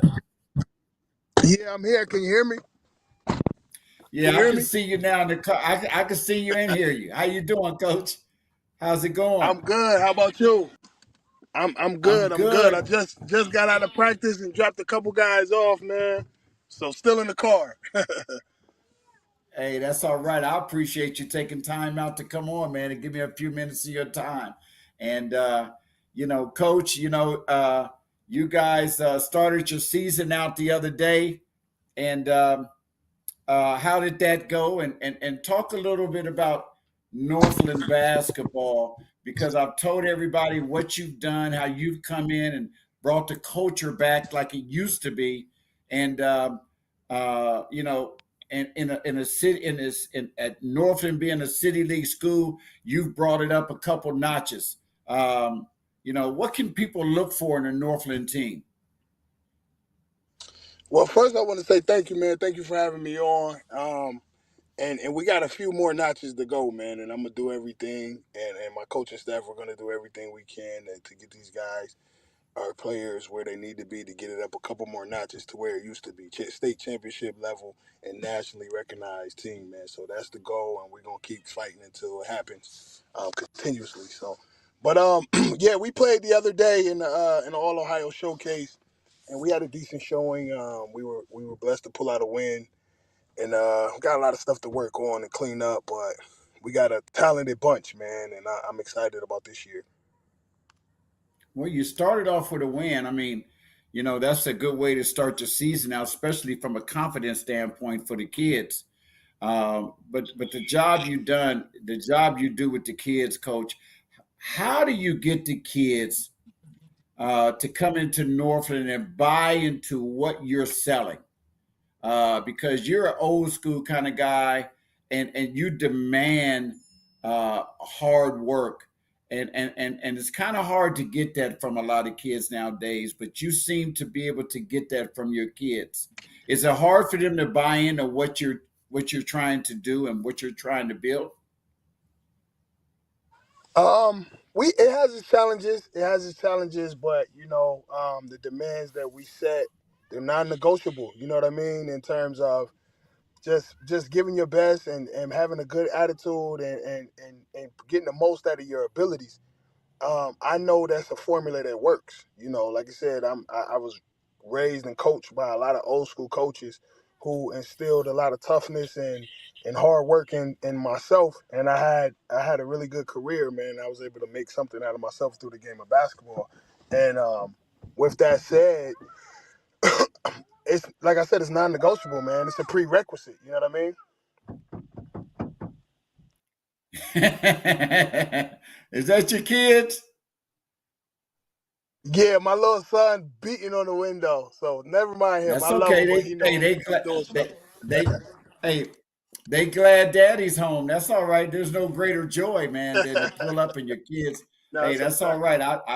I've been there and done that. I don't have to do that no more though. But I've been there and done that. But but Coach, talk about I tell people this is my 44th year doing this, and I tell people that I do this because this is what God has me to do, and I'll continue to do this until I can't do it no more. And you're a spiritual man, and I know that God has put you in position to do what you do with these young men, student athletes, and how long do you think you can do this? It's because it gets challenging, and I ask a lot of coaches this. It gets challenging at times, and but with you, you're building character in these young men. How long do you think that you can do this at the high level that you're doing it with everything that you do? See, you don't just coach high school basketball. You do a lot of things. So how long do you think you can Yeah. do everything that you do? I don't know. You just see my son beating on the window. So I don't know, man. I I don't know. I don't try to put a time limit on it. Honestly, coming into the game, it was never a dream of mine to be a coach, a head coach. I love the player development aspect of basketball coming out of my playing days. And I love being around the game, and I fell in love with the coaching aspect. But I don't know what one thing that may keep me around the high school level is my sons. I have two sons. I have a 7-year-old and a 3-year-old. And the 3-year-old was literally born in the gym. He's crazy about basketball, and my 7-year-old is coming around to it. So I think they may give me the spark that I need to keep it going. Over the last few years with Northland, it's always one player that's like, dang, I got to stay around until he's a senior. So I don't know, man. I don't know. That's a great question, Coach. We'll see. But I can promise this: as long as I'm in this city and I'm gonna have my hands on the game some way or another, and trying to spread love and trying to teach life lessons through the game of basketball. Talk about your team and some of your players, and tell people a little bit about Northland basketball and who they can look for this year. I love my team, man. We obviously losing King Kendrick, the elephant in the room. Uh, it it it changed the way I approach the season. But it has its pros and its cons. You know what I mean? King was so dynamic. We leaned on him a lot, but caught in the shadows of King was oftentimes Deontay James, who's a dynamic point guard, who was one of my favorite point guards in the state. and and then you have Jaden Schultz, who has burst on the scene. He has a ton of Division One interest. One of the most athletic wings in the state. A great shooter, great kid, 4.0 kid. And then you have Nehemiah McMorris, 6'7" kid who can play with any big in the state. You know what I mean? And is a double-double any night. And then we have a couple sleepers, man, that people catch on to. One, namely, is Owen Barugu. He's got a natural ability to score inside and out. And then we have a ton of role guys with a lot of experience. So, man, we're going to be tough. We're going to be scrappy. I'm going to get them to execute and to play together. And we definitely should defend our crown as city champs. And this year we want to make a nice push, try to get to the districts and beyond in terms of a state run. What do you think about? I didn't even know you were D2 until today. That D2 is kind of loaded here in Central Ohio. Yeah. What do you think about? What do you think about that? I just had Doug Oot on for a while, and we were talking about that. I don't know if you got a chance to hear. You just got out of practice, but what do you think about the new alignment? At first, I didn't like it. I'm big on a challenge, so everybody wants that big school D1. You want to get that state championship. You want to build your way up and try to get districts and states on that level. So I was like, man, I wonder, But like you said, it's almost a split of D1. You know what I mean? And I just came from the Olentangy Westerville North game yesterday, and I know you had Coach on just right before me. And man, Westerville North is a great team. You know what I mean? And I know Westerville Central is really good, and there's some other D2s. I think Big Walnut may be D2. There's some other really good D2s around here. So, I mean, it's not much of a drop-off, honestly. And then when you look around the state, you got Lima Senior. You know what I mean? They can play with any D1. So let's put that. So last night, number one D2 versus number one D1, you would have thought both of them were D1. So it's not much of a drop-off. This year, and tell me if I'm wrong, because I may be, but I noticed that your non-conference schedule was a little tougher this year than last year. What prompted you to do that, Coach? I'm going to be honest with you. I don't think it really is. I don't think it really is. People didn't understand what I did last year. We played a lot of prep schools. And we had a couple cancellations last year. We had Morgan Park out of Chicago, which was pretty good. And we had the Patrick School and we had the Patrick out of New Jersey, which was traditionally really, really good, where Kyrie went. Yes, exactly. And then the prep schools, and we played them again Saturday in the Kingdom Classic. Uchenna out of Toronto was the best team we played last year, flat out. The best team that I saw probably outside of Olentangy Orange. Like they have a 6'4" point guard. They had 6'10", 6'9", 6'8". We played Andrew Osborne. It was the same way. Grand River was the same way. So, and these guys won guys. You know what I mean? So it just was a different route. I didn't take the traditional route. I didn't play a lot of OCC schools last year, but yeah, this year we played some more recognizable names that is going to be tough for us. So, but you're doing that for a reason, because you're getting your guys ready for the City League and for February. And that's what it's all about. Absolutely. Playing against these teams, and I was talking about that earlier. It's okay to play teams where teams may take their bumps and bruises, but it's going to get them prepared. Me and Coach Bates was talking about that tonight. They'll be prepared down the road. If you didn't get a chance to make it over to Summit the other day, I didn't see you, of course, but I know you had a game at the other place, but you had Olentangy Liberty played against Lutheran East. Well, Liberty's not going to meet nobody else like Lutheran East this year, with quick guards, kind of like Westerville North. They play fast. They're tough. They get up in you. And then on the other hand, Lutheran East, they may not play another team like Liberty. So it's good that these players get a chance to, and I know that's probably you set that tough schedule up that way. Coach, let people know some of the other things that you do in Central Ohio, because they may not know. You do a lot of things in here, Coach. Yeah.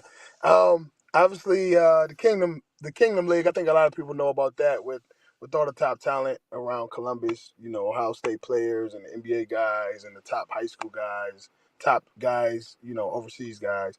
We do that, and then we do a lot of nonprofit work in the community. Man, I have some after school program work that we do. We just do a lot of outreach. We do a lot of mentorship. I come from Mount Vernon. I come from Trevor Heights, Bolivar Arms. I grew up real rough, and I had a lot of people who really took their time out and helped steer and guide not only myself but a lot of guys like me. So I got a heart for the have-nots. I got a heart for the voiceless. You know what I mean? So I just make it my life mission to try to always stay connected to the community and to the neighborhoods that need it the most. Well, you do an unbelievable job with what you do. You want to talk about your event on Saturday and who's going to be there? Yeah, I appreciate that. We got the second annual Kingdom Classic. It'll be December 7th at Westland High School. We have 3 games slated. We have at 5 p.m. game. We have Westland versus Olentangy, which should be a good game, and then we have Walnut Ridge versus Cincinnati Aiken, which is going to be an extremely good game with a lot of great guard play. Jaden down in Aiken, that's going to Fort Wayne, and then we know over at 4841, you got Dion, you got Lil Reese, you got they got the African kid. I can't think of Salo. He's really good. So they got a lot of talent. You got Deuce still over there, Marquise Lucas.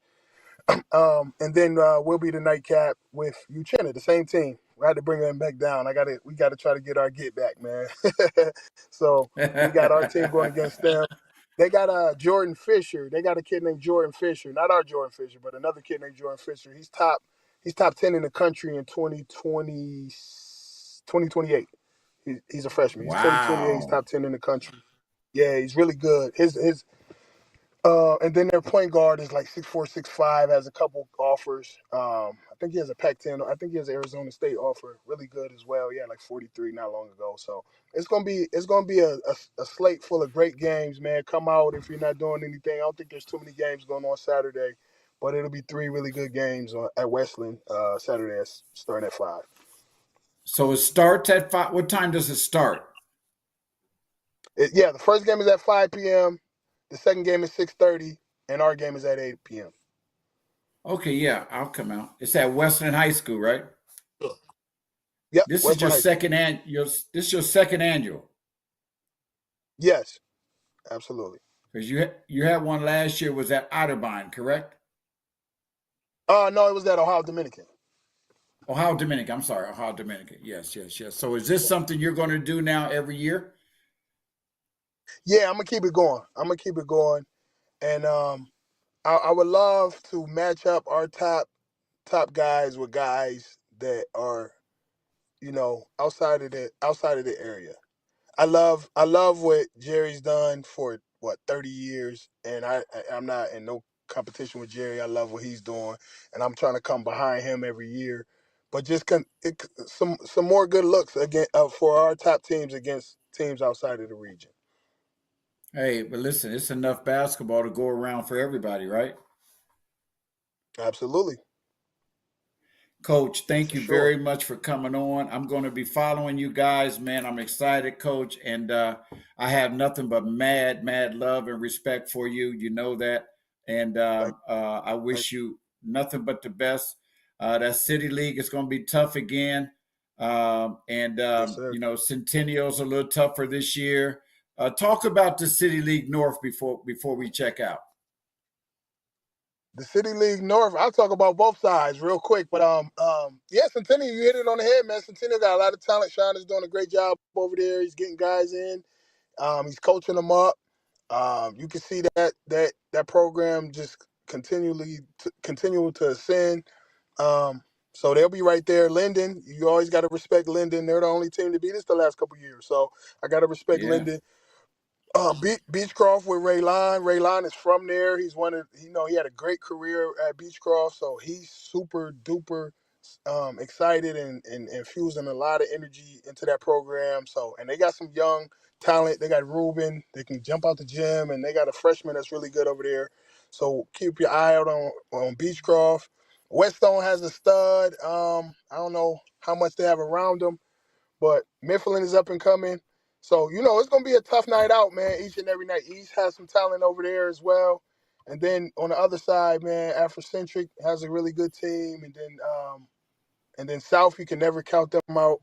And then obviously, man, Livingston, 48-41 Livingston, Walnut Ridge, man. They reloaded, so they got a good squad too. So I'm excited, man. I love the City League. I believe the City League. So I'm excited to compete against everybody and keep up with everybody and root for everybody at the end too. So it's gonna be a good year. Well, good luck, Coach, and thank you very much for taking time out of your busy schedule to come on with me. And I'll have you back on mid-season on my mid-season show. And good luck, and I'll see you Saturday. I'll come up Saturday, Coach. Okay, man. I appreciate you having me on, man. Much love to you. I'll see you Saturday. See you Saturday. Coach Johnson, thank you. Coach Johnson, one of the top coaches in the area. He does such a great job over there at Northland. And we're coming right back with a guy I've known for a very long time that gives me a hard way to go all the time, but I love him to death. We'll be right back with the Coach Howard Show. 30 seconds.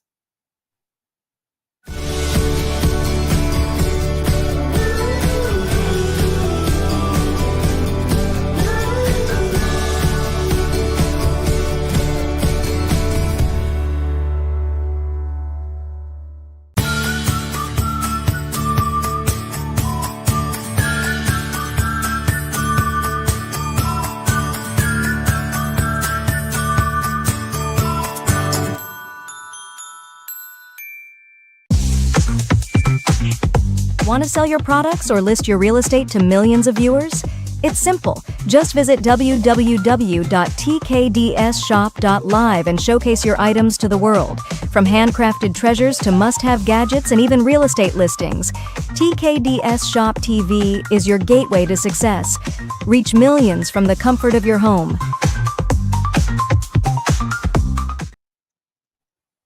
Hey, everybody. Coach Howard is back. Hey, listen. Before I go any further, my baby is watching the show, my daughter down at University of Cincinnati, and I want to give her a shout out, Aaliyah Hannah Howard.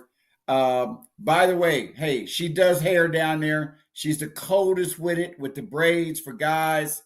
If you need your hair done, and go get in touch with me, I'll put you in touch with her and she'll lay you out.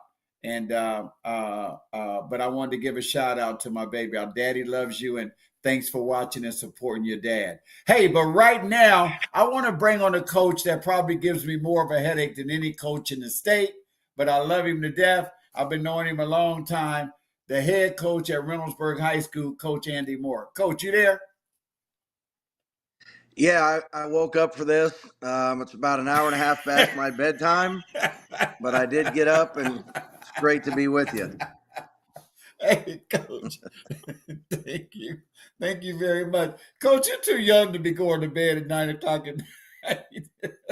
No, I'm not. I am not too young. That's for sure. Shoot. I don't hear them boys running around nowhere. They must be laid down. Yeah, I've got them locked upstairs, but you'll probably, just like Tejan, you'll probably start hearing them in the next 10, 15 minutes. Tejan's son was banging on the window like, come on in the house, Dad. Hey, Coach. Anyway, well, here you are again in year 4. Am I right? 5. Year 5. Year 5. And you're really taking this program to another level. You do a great job over there at Reynoldsburg, Coach. And last year a lot of people thought was going to be the year, a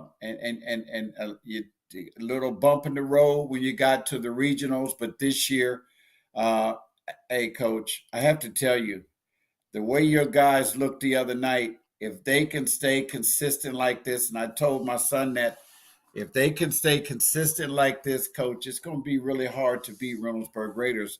What do you think about your game the other day and the way your team played? And now they did have a let up Well, in the first of fourth all, quarter for a minute, though.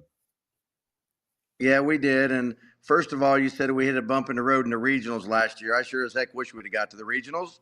We got beat in the district finals. So I wanted to The district final. make you That's aware right. of that. I'm sorry. I'm sorry. But Yeah. you know, I think we've been able to get our, you know, the program to where it is because of the players. To be honest with you, we've got good players and they're good kids and they've worked hard. So, but yeah, we've talked a lot about that as far as consistency. I think, you know, like we played for 3 quarters the other night against Toledo Whitmer. I think we can. I wouldn't mind playing anybody like we did those first 3 quarters, and then the fourth quarter we turned the ball over, we took bad shots and let them get back in the game. So we have to find that consistent level of, you know, competing at a high level, but also executing with taking the, you know, in that situation, taking the shots that we want, taking care of the basketball, making free throws, and we didn't do either of those 3 things in the fourth quarter the other night, but we hung on and feel fortunate. That's a really good Toledo Whitmer, really well coached, and you know they've got 2 or 3 Division I players, so you know we were fortunate to get out of there with a win. I thought the energy that the guys played with the other night was really, really, I mean, it was high and it was intense. You had the crowd, it had your back, and it was just it. They were playing the way that they can play. I mean, that's just the way it was. That's the way kind of basketball that they can play. And Coach, I honestly believe if you guys can stay consistent with that, that it's going to be hard to beat the Reynoldsburg Raiders. But I want to talk about your freshmen that came in that first quarter and ignited you guys like I hadn't seen from a freshman in a long time. Talk about your freshman, Coach. You know, Makai, he's been really good for us. Starting with fall workouts, you know, he's even as a freshman, he has shown some leadership ability already. He's not afraid to talk. He's not afraid to compete with the older guys. He's not going to back down to anybody, which has been really good. Now he's still learning how to play a little bit and learn what things done, but you know, he got a lot of things done on Saturday just because he's aggressive. You know, I haven't been around a lot of freshmen as aggressive as he is at both ends of the floor. And so, you know, he was able to make things happen on Saturday. And, you know, we're expecting that from him throughout the year. You know, again, you know, and we see him playing more and more minutes as the year goes on. I think he was our second man off the bench the other night, but, you know, he's going to compete with those guys for a starting position. And I like that because he makes our practices better as well because he's in there again fighting with those guys, competing with those guys. So he's been a real pleasant surprise. Not that we didn't know he was good, but I certainly think he's a lot further along than maybe we thought he was at this point. He's really advanced. Coach, what I saw from him the other night and what he did. When he came into the game and he started that kick, it made everybody else kind of take their game up a whole nother level too. Like they jumped on that train and they rode it, man, and it was just exciting. But that was great coming from a freshman. And of course he's a freshman, so he's gonna have his ups and downs. He's gonna go through those things, but I think what you see is what you're going to get from Makai Rowdy. I think that's just going to be him. And I think that's going to help the other guys take their game up a little bit. Do you agree with me on that, Coach? Yeah, because, you know, we just talked about it a few minutes ago is consistency. And it's always nice to know, I think, as a coach, you know, that you know what you're going to get every night. You know, a guy might not make every shot. He might forget something every now and then, might not get a rotation, might forget where he's supposed to be at the offensive end. But in consistency in terms of how the energy that they bring and the competitiveness at a high level. And, with Makai, that's something I know our staff, we just never worry about. We know when he comes in, he's going to play hard, he's going to compete, and he's going to bring energy. So and again, he's 14 years old. So for a 14-year-old to be able to come in a situation like that, playing against a team that went to the Final Four last year, big crowd, nice atmosphere, for him to come in at age 14 and like he'd been doing it his whole life was impressive. Coach, talk about your team. Like you got 4 Division I players, you've got 2 juniors and 2 seniors, and that core of guys, your Division I players, and talk about those guys and what you expect from them this year. Yeah, the two seniors, that we have that have played a lot, Jordan Fisher and Toby Wakolo, they've pretty much started their whole careers here. Toby's had some injury problems the last 2, but as you said, Toby's committed or signed with Toledo now, and Jordan signed with Ohio University now. So those are the guys that, we're going to lean on. They've got the most experience. They've been through the battles here with us. They helped us win a division championship last year. They know how we want things done. So, you always want to have, if your best players are your seniors, you're usually, I think you normally have and your best leaders, I think you have a good chance to have a nice team, a successful team. But the 2 other seniors we have too give us an awful lot. Damon Griffin at the point guard spot. He brings us athleticism. He brings us toughness and the ability to score, too, if needed. And then Darius Graves, who's getting his first minutes at the varsity level, comes off the bench for us. And, again, in terms of consistency, we just always know what we're going to get with Darius. He's going to play hard. He's going to block out. He's going to defend people. He's not an offensive player. And the best thing about that is he knows he's not an offensive player. A lot of guys don't know that. So he's not going to try and do things that he can't do. So, those guys are a big part of what we're going to do. And then the 2 juniors, Xavier McKinney, who has committed to Ohio University, and then Jordy Bowens, another junior for us. Again, Jordy has pretty much started for us for 3 years here. So, and he's a worker. He's at it all the time.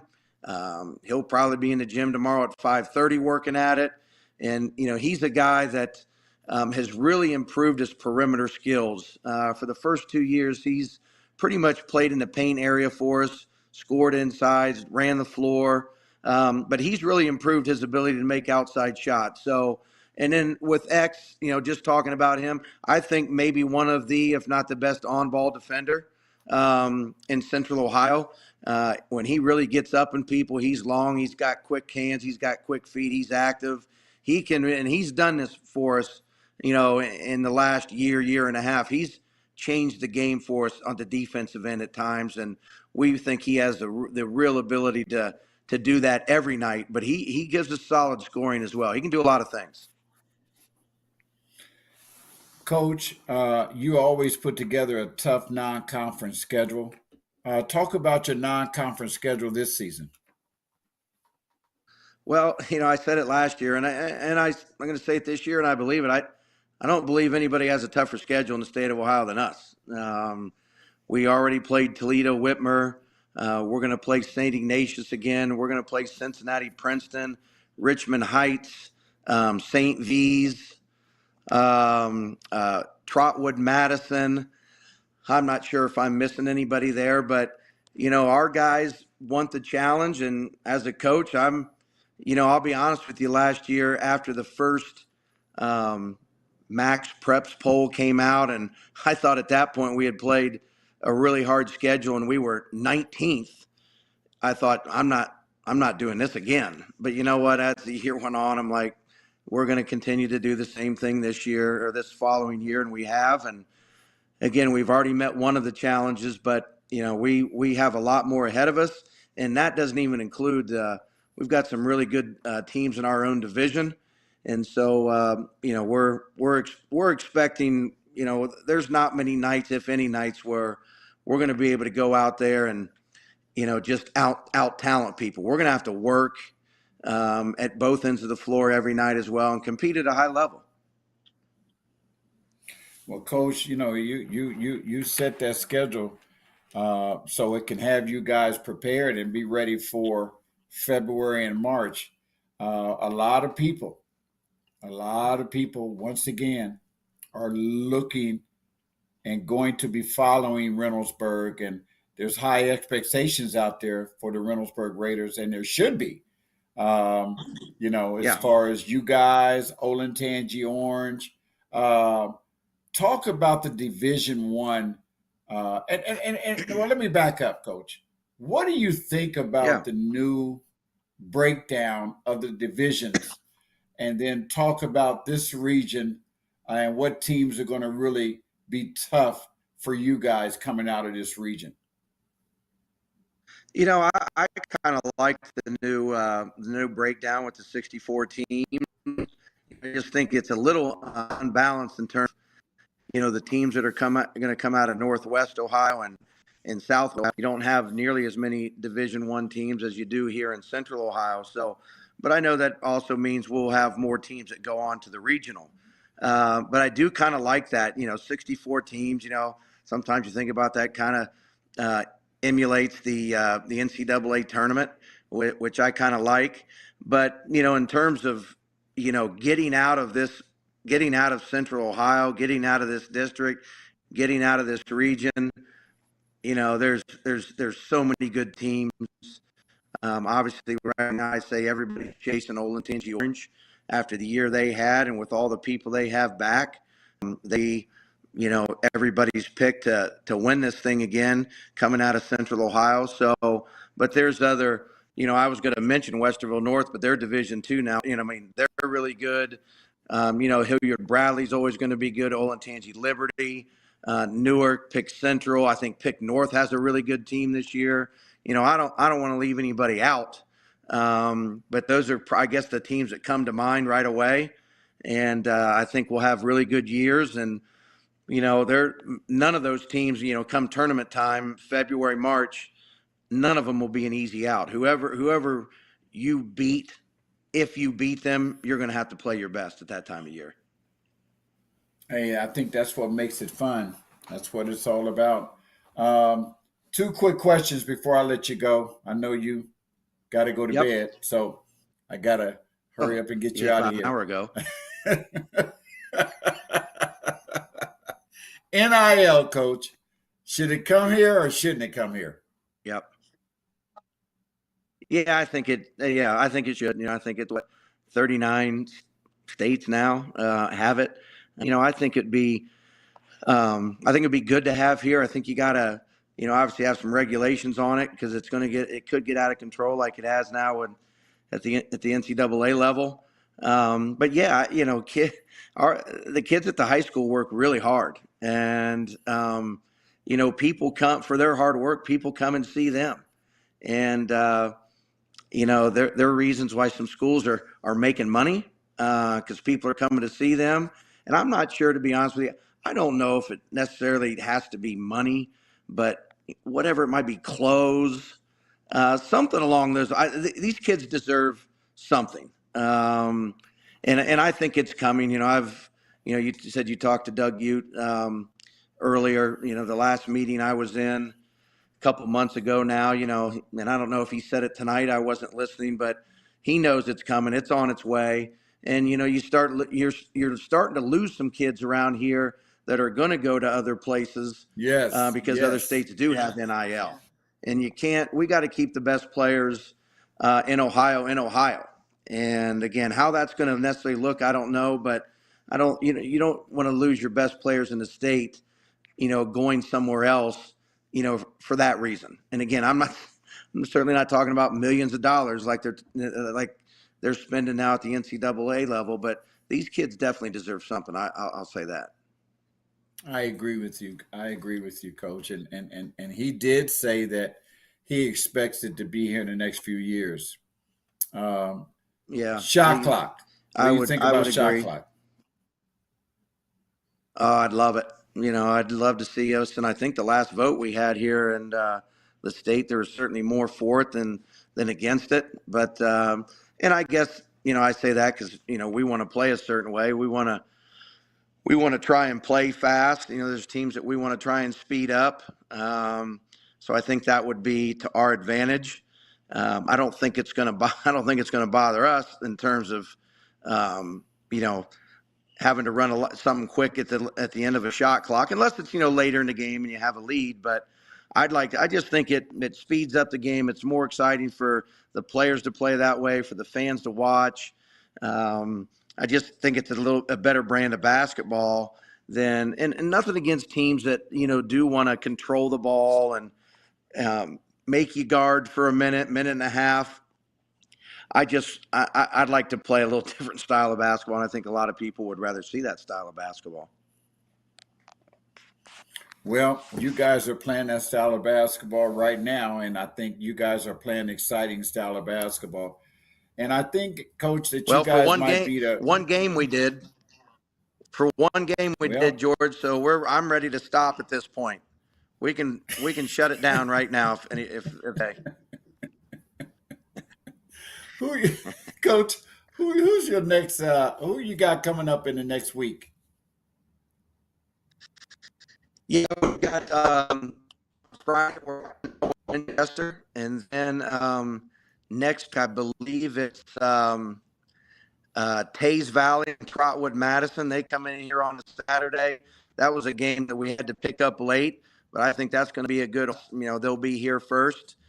And then after that, then we start getting into that area where, gosh, we've got, St. Ignatius, Cincinnati, Princeton, Richmond Heights. It gets pretty tricky from there, along with, I think, Newark and Pick Central are in there, and they're going to be really good as always. So we have here in the Brun days, and obviously we got to practice well. When we talk about consistency, we're not very consistent right now in the way we practice, and that's on me ultimately. But if I think we can get to that practice-wise and bringing it at the same level every night, every day in practice, I think we have a chance to be. I do. I think we have a chance to be really successful this year. Now, we fell short of where we thought we were going to be last year. So it's a matter of now and going out and proving it, not just sitting around and talking about it. But Coach, practice, as you've coached college for many, many years, and practice is where it starts. Practice is where that's where it starts, man. And I mean, you can a lot of young kids don't know that yet. Yeah, I'm sorry, I was going to say just a lot of young kids don't. They gotta, and they'll realize it when they move on to that next level. Just how hard guys compete every day. I mean, they're trying to get on the floor. They're trying to get minutes, and our guys are too. But it's just no matter what we do for our guys here, no matter what high school coach does for any of their guys, it's going to be a culture shock when they get to that next level. It's it's going to be something different than they've ever seen before.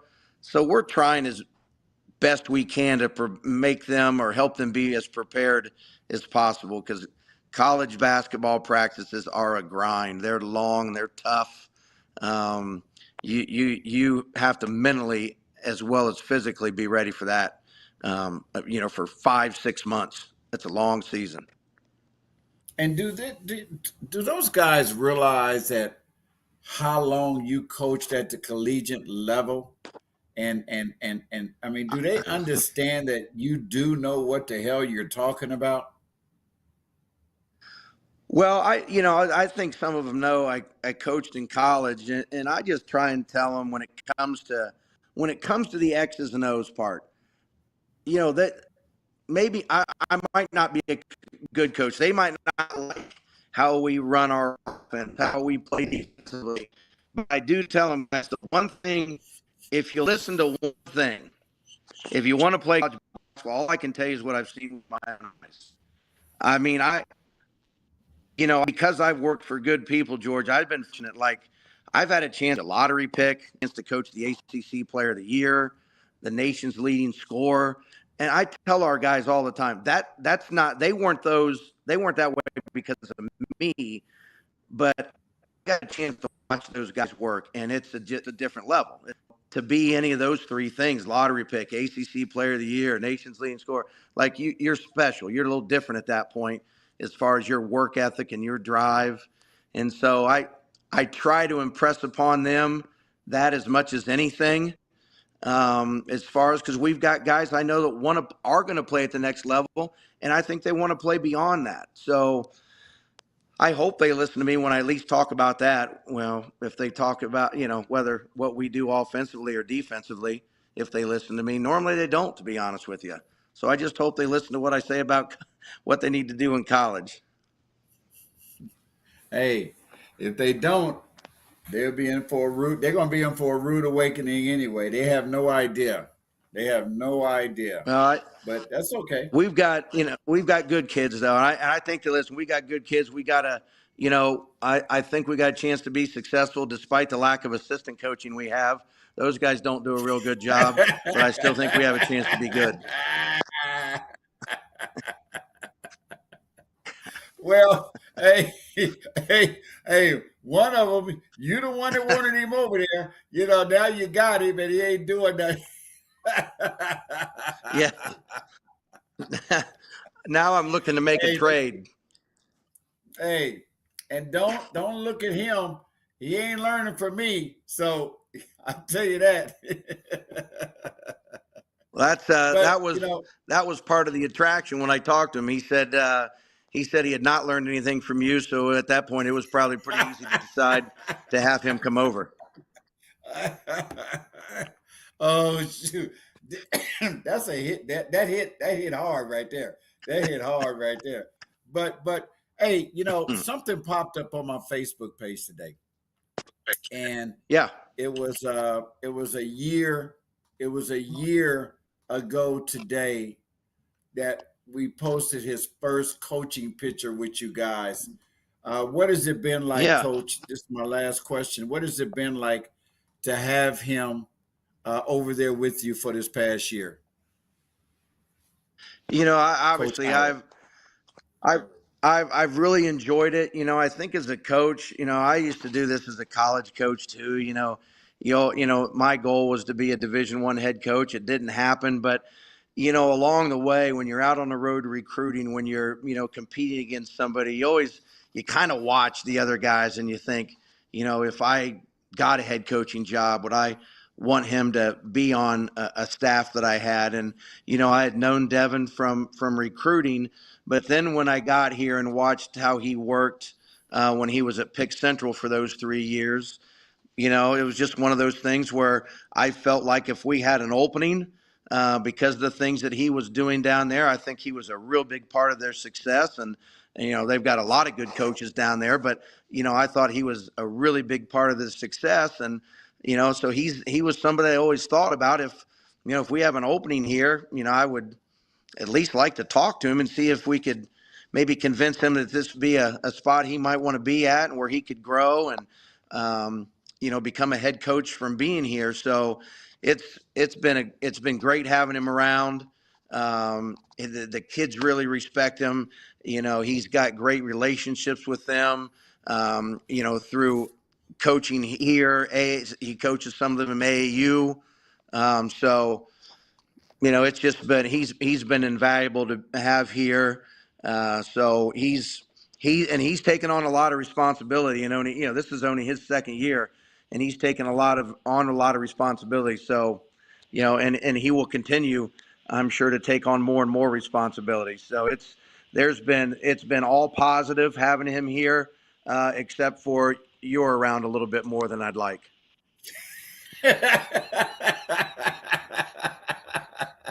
Oh man. Oh, Coach, you hit me right. You hit me tonight, but that's okay because get used to it. I ain't going nowhere. Hey, Coach, listen, I was pulling out my winter stuff and I found my Reynoldsburg basketball sweatshirt. So How'd you get I got to that? wear it. Your son gave you that I because don't. I don't give you anything. Yeah, my son gave it to me, but I'm gonna wear it. I know you don't give me anything. All that fresh gear y'all got over there, you ain't gave me nothing. Like nothing. That's right. Nothing. You don't look good in purple and gold. Well, I'm gonna wear purple and gold because I'm excited about you guys. I'm excited about what you guys can do this year, and I'll be there Friday night when y'all play Canal. I maybe it might be a better game somewhere. So, but Okay. um, Coach. Hey, Coach. Good luck for the rest of the season, Appreciate it. and wish you nothing but the best. And hey, how's my guy doing? The old man. How's he doing? Brian Strom Yeah, that's my guy. on our staff, Brian, gosh, Brian's been around here he's been around here forever and he's doing great. The one thing I talk to our guys about, if you walk into our gym and you look up and look at some of the banners and you see the state Final Four volleyball teams and the state championship volleyball teams, well, he coached those teams. So he's also, I know your son was part of a state championship. And so Brian was a coach of a state championship team. So we're lucky to have those kind of guys around that have won at the highest level. And, Brian does a lot of good things for our guys and is a mentor for them. And I know they respect what he brings to the game. And he brings a different eye for us too, which is good. I still, I guess, consider myself young. I know Devin's young and some of our other guys, but I think he brings a little different perspective to things, which is good. We need as many opinions as possible. He's a straight shooter, ain't he? Oh yeah, sometimes too straight. Okay, Coach. Hey, I'm gonna leave on that one comment you said that you consider yourself young. So we're going to Yes. we're gonna end it on that note, Coach. Hey, Coach, I'm gonna let you go before your wife gets upset with me, Okay. and I know she's waiting on you right now. So The whole family's asleep, George. I'm trying to get to sleep. I don't want your wife being mad at me and see me at the game and be like, why you keep my husband from coming to bed? I don't want that to Hey, you got a beautiful family, man. I appreciate it. Now you'll know what I'm going through. She's mad at me all the time. So she might as well be mad at you. Well, shoot, I can understand why she's mad at you all the time because, woo, man, I know you a challenge. That's right. Hey, Coach, I will see you soon and talk. Oh. You hear it? You finally heard? We got one of them yelling already. Hey, it's okay. It's okay. Hey, Coach, I'll talk to you soon, man. God bless you. Thank you for coming on. Appreciate you. Yeah, Coach. Hey, thanks for everything you've done for Central Ohio kids and coaches since I've known you since '86. You've been a unbelievable ambassador for Central Ohio basketball.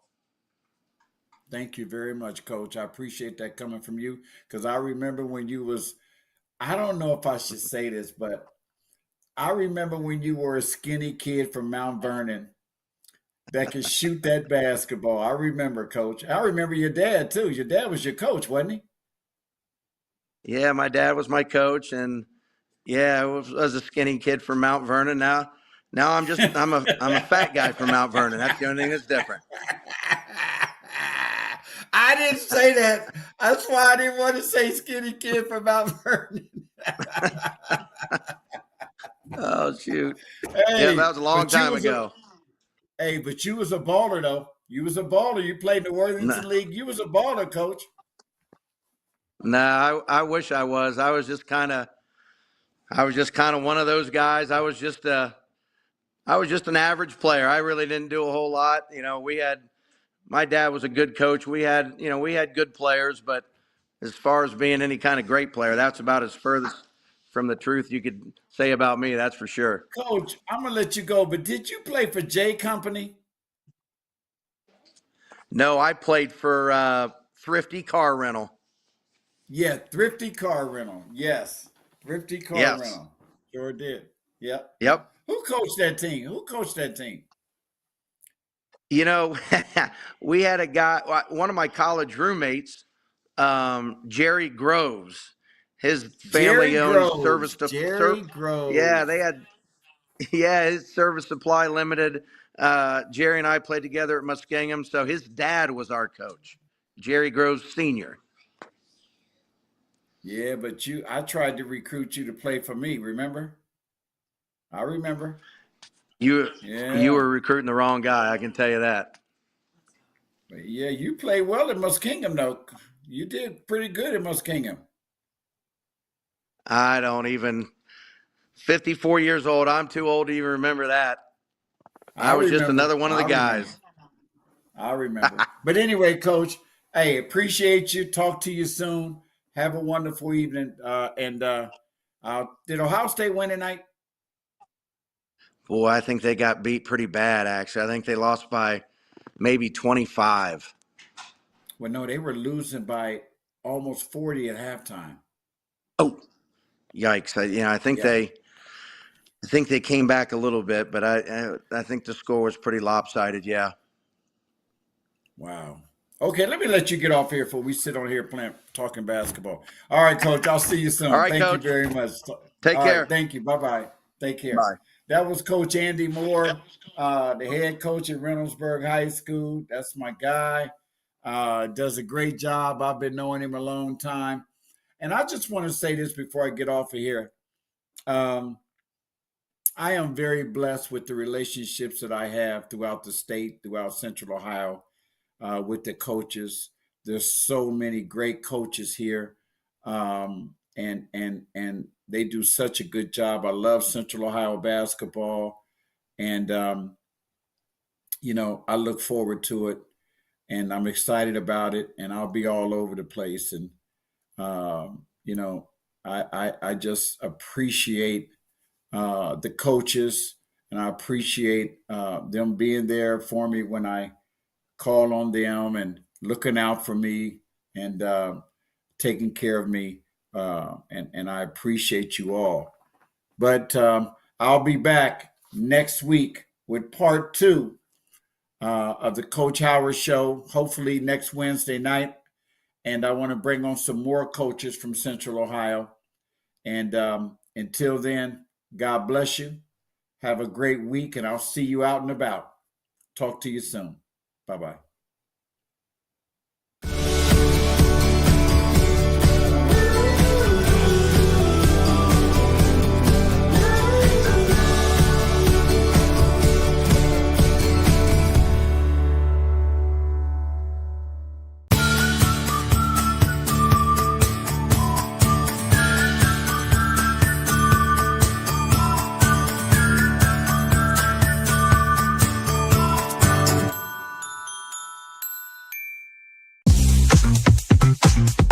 Want to sell your products or list your real estate to millions of viewers?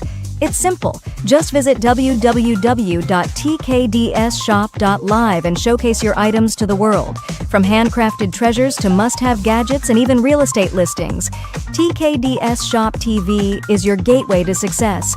Reach millions from the comfort of your home.